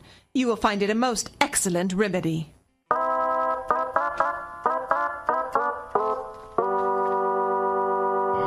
Oh, if only I could have climbed into that suit of armor before they put in an appearance. That suit never did fit you. Lady Eleanor, I wore that same suit of armor at the Kenilworth tournament 400 years ago. The Queen herself told me what an excellent fit it was. Oh, my shins. Rub some more balm on them. Where did you get the idea to wear the armor? Oh, from reading a silly poem about a skeleton in armor, written by some American chap named Longfellow. Ow, my foot, be careful. What is your next step to be? I'll need a rest after tonight's fiasco. Perhaps the next time I'll take you with me. Oh, splendid, Sir Simon. But I haven't a thing to wear. Ah, I have it. I'll not wear any head.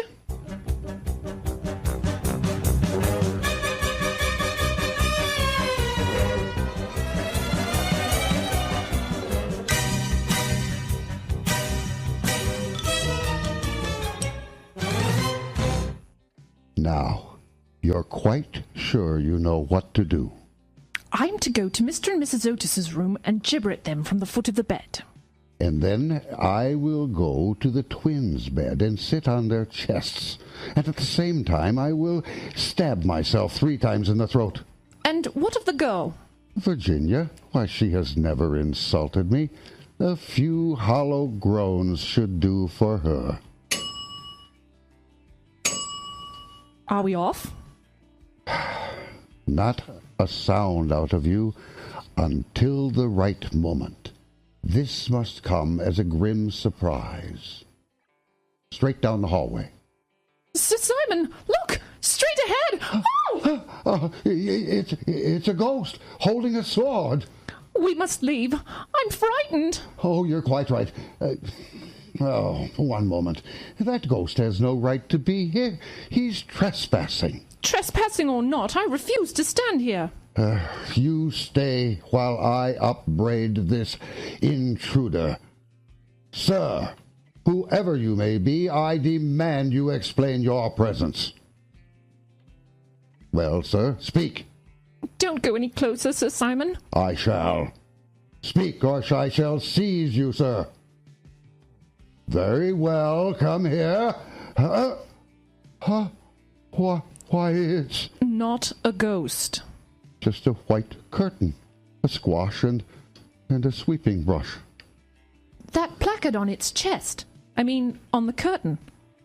It says, "Ye ghost, ye only true and original spook. Beware of imitations, all others are counterfeits. Oh, tricked again by those horrible Americans, foiled, outwitted revenge. Oh, sweet revenge."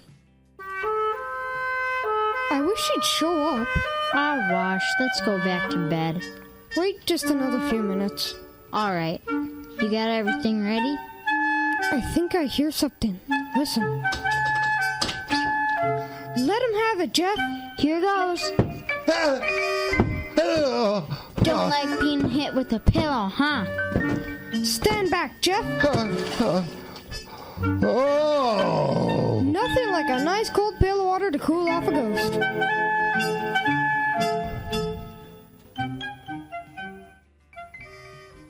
I must say, Sir Simon, that you've mishandled this whole situation almost from the start. Don't be so annoying.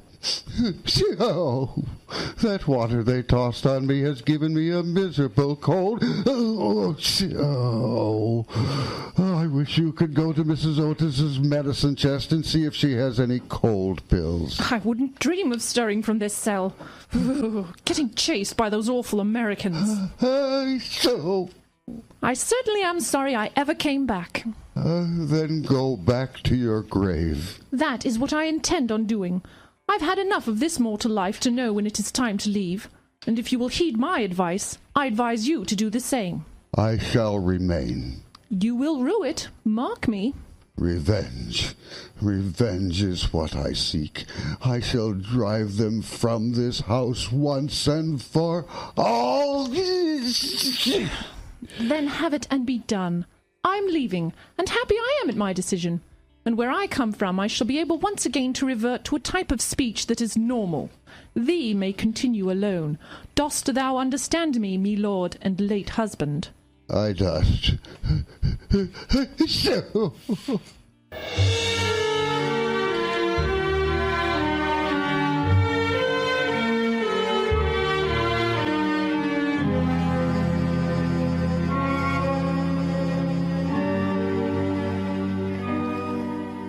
It seems to be coming out all right, doesn't it, Mrs. Umney? Yes. Just needs a bit of brisk rubbing, that's all, Mrs. Otis. Ah, there we are, clean as a whistle. Be certain to check the floor again tomorrow morning. I will do that, ma'am. Very first thing, rest assured. I quite fail to understand this. During the past few days, the color of the blood on the floor seems to have changed. Virginia, will you put down that book and listen to me? Yes, Mother.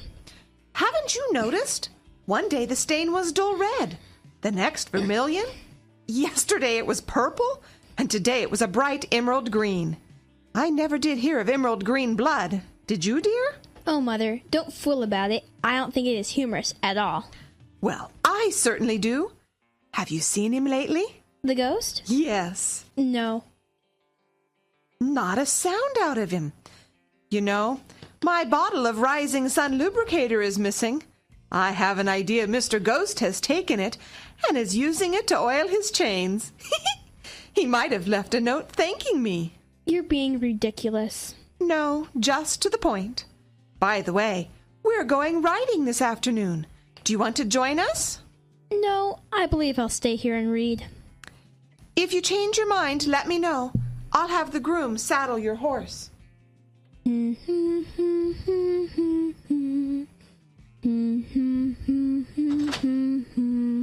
Oh. You're the... Yes, I'm the Canterville ghost. I hope you don't mind me sitting here in the library. No, my brothers are going back to Eton tomorrow, so if you behave yourself, no one will annoy you. It is absurd asking me to behave myself. I must rattle my chains and groan and walk about at night. It is my only reason for existing. It is no reason at all for existing, and you know you have been very wicked murdering your wife. Well, I quite admit it, but it was a family affair and concerned no one else. It is wrong to kill anyone. Oh, I hate the cheap severity of abstract ethics.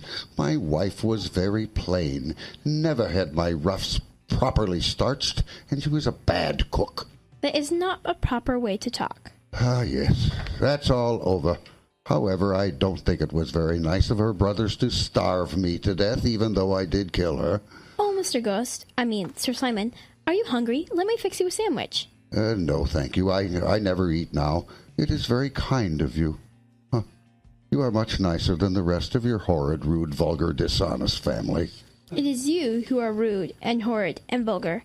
As for being dishonest, you who stole the paints out of my box to furbish up that ridiculous blood stain here in the library. Who ever heard of emerald green blood? What was I to do? Blood is difficult to get nowadays.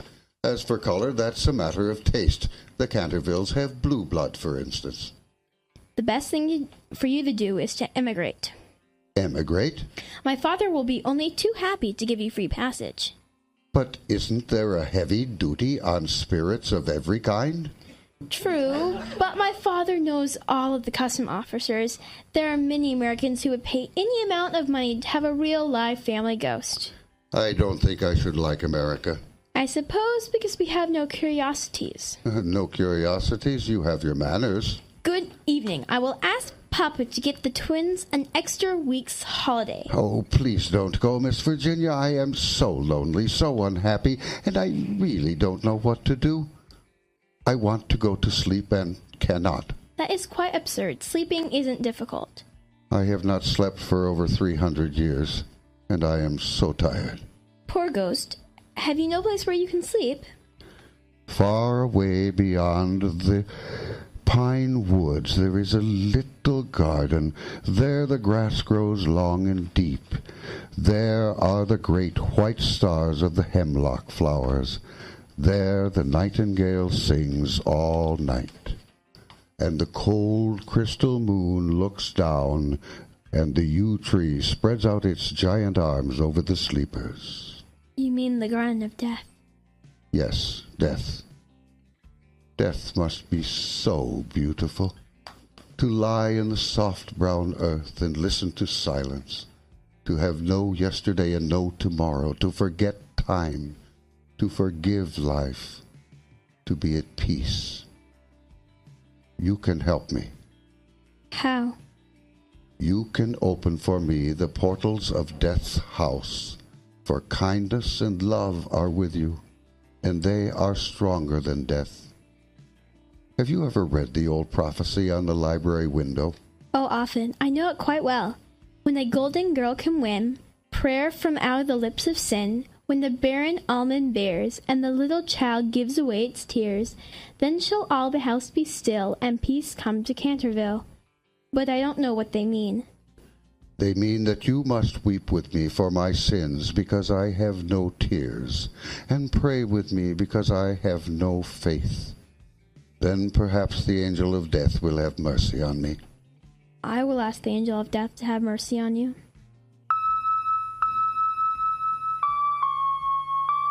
Then take my hand. This wall will open, and we will disappear. I signal once. Twice. The panel slides back, and we disappear.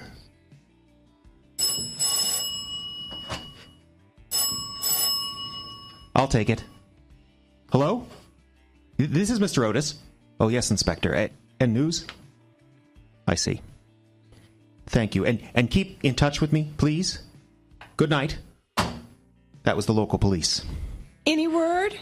No. There must be something you can do, Hiram. Lucy, I don't know what to do. Keep on looking. But where? The servants have been and still are searching. The police have scoured the country for miles around. We've covered the house and grounds and stable. All we can do now is stay by the telephone and wait. Where are the twins? With Mrs. Umney looking. One thing is certain. We know approximately when Virginia disappeared. It was around 6 o'clock. Mrs. Umney had asked her if she didn't want some tea, and Virginia said no. When Mrs. Umney returned, which was in less than half an hour, the child was nowhere to be found. You've tried the railroad station? Yes, the police checked. She's not been there. Very mysterious, the whole affair. I think you should have the pond dragged. Stop talking nonsense. I should have insisted that she go riding with us. Look everywhere. Look at the pond. Oh, here come the boys. Perhaps they have news. Boys, come here. No, not a sign. We searched everywhere. Even as the road to the village. Oh, well, it's getting late. The pair of you better get off to bed. Oh, Papa, we couldn't sleep. Besides, we aren't tired and we want to wait up with you. May as well allow them to remain, Hiram. Very well. Listen. To what, Mother? Do you hear music? Yes. I hear it too, Mother. So do I. What do you... Quiet, shh. Virginia! Where have you been? Are you all right, Virginia? Gee, we're glad you're here. Where have you been? Don't scold her. Papa, I've been with the ghost. He is dead. And you must come and see him, all of you. Nonsense. You must come and see him. He had been very wicked, but he was really sorry for all he had done. Dear, you're certain you're all right? And not just imagining things? Follow me, and you will see what I say is true. Take a light, someone, for it's dark where we are going. Dark and lonely.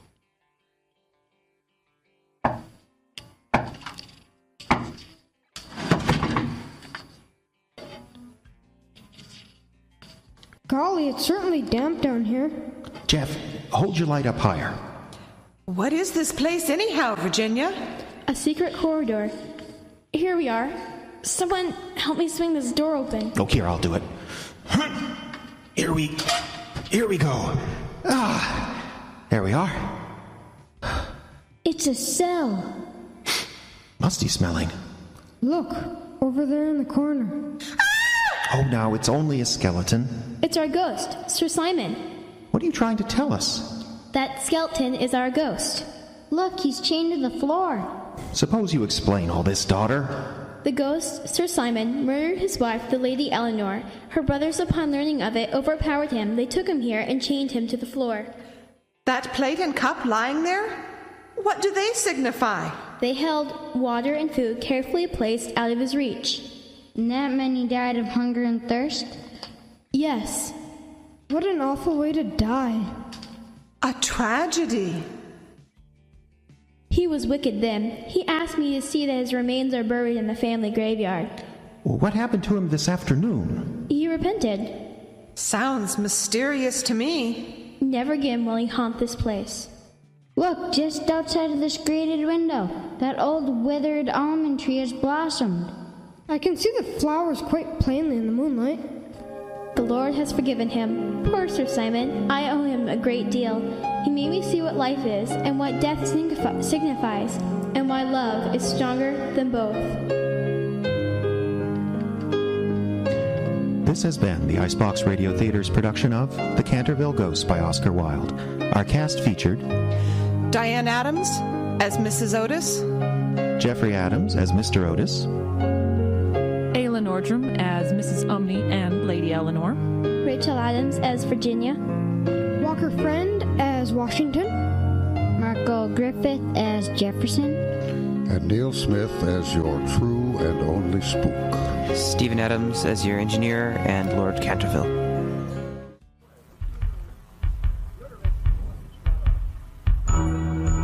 Tonight, a tale of mystery and suspense.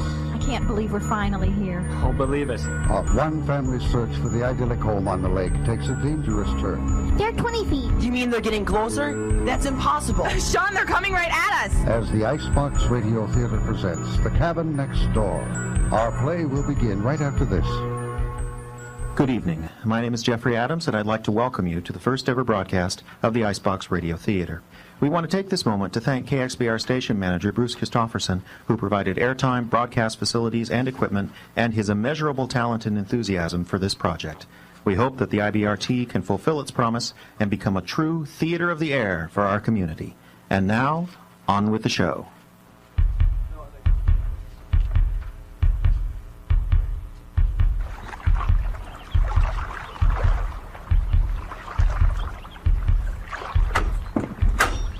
Oh, we're here. Is that it? I can't believe we're finally here. Oh, believe it. We've been working too hard not to believe it. Summertime, a lake on the edge of America, a mile of blue water surrounded by cabins great and small. At the end of a strip of gravel road sits one particular cabin, a place where one family's dreams came true. This is amazing. The swimming dock and everything. We'll be there in a second, hon. The screen porch, the fire pit on the beach, the boat bobbing on the gentle waves. Everything about the scene is perfect. All the Regal family has to do now is meet the neighbors. The Icebox Radio Theater presents The Cabin Next Door. Do you remember what it was like the first time we saw it? Not a window that wasn't broken. The holes in the roof? The chipmunks living in the kitchen cabinets. It's totally transformed. You know, seeing it like this makes me want to... Move in? Let's get hauling. I'll go make sure Becky doesn't make any unscheduled swims. The rest of us will get started. Hello, Earth to Twins. Dad, don't call us that. We got a lot of stuff to unload. Fine. I'll start with the ice chest. You two bring the food that's in boxes, okay? Okay. Okay, we heard you. All right. I don't believe this. Just shut up and get a box. We are going to miss the biggest party of the year just to have family time at the cabin. Shut up, Bobby. You wouldn't have even gotten invited to that party if it hadn't have been for... What is that supposed to mean? Lori Coastlight asked me if I had to invite you. I was invited first. She asked me if I had to invite my little sister. She did not. She did too. I practically had to give my permission to her, which I only did to keep Mom and Dad off my back. She did not call me your little sister. Only you call me your little sister. The whole school thinks of us as twins. Oh, you are my little sister. By 15 minutes. Look, would you develop just a little bit of maturity for once and quit blaming me for missing the party? It's blindingly obvious. Oh. You should be blaming Mom and Dad. Just forget it. You're taking their side? I just don't see the sense in causing more trouble. You're taking their side. Grab a box. And come on, I'm hungry. You're always hungry.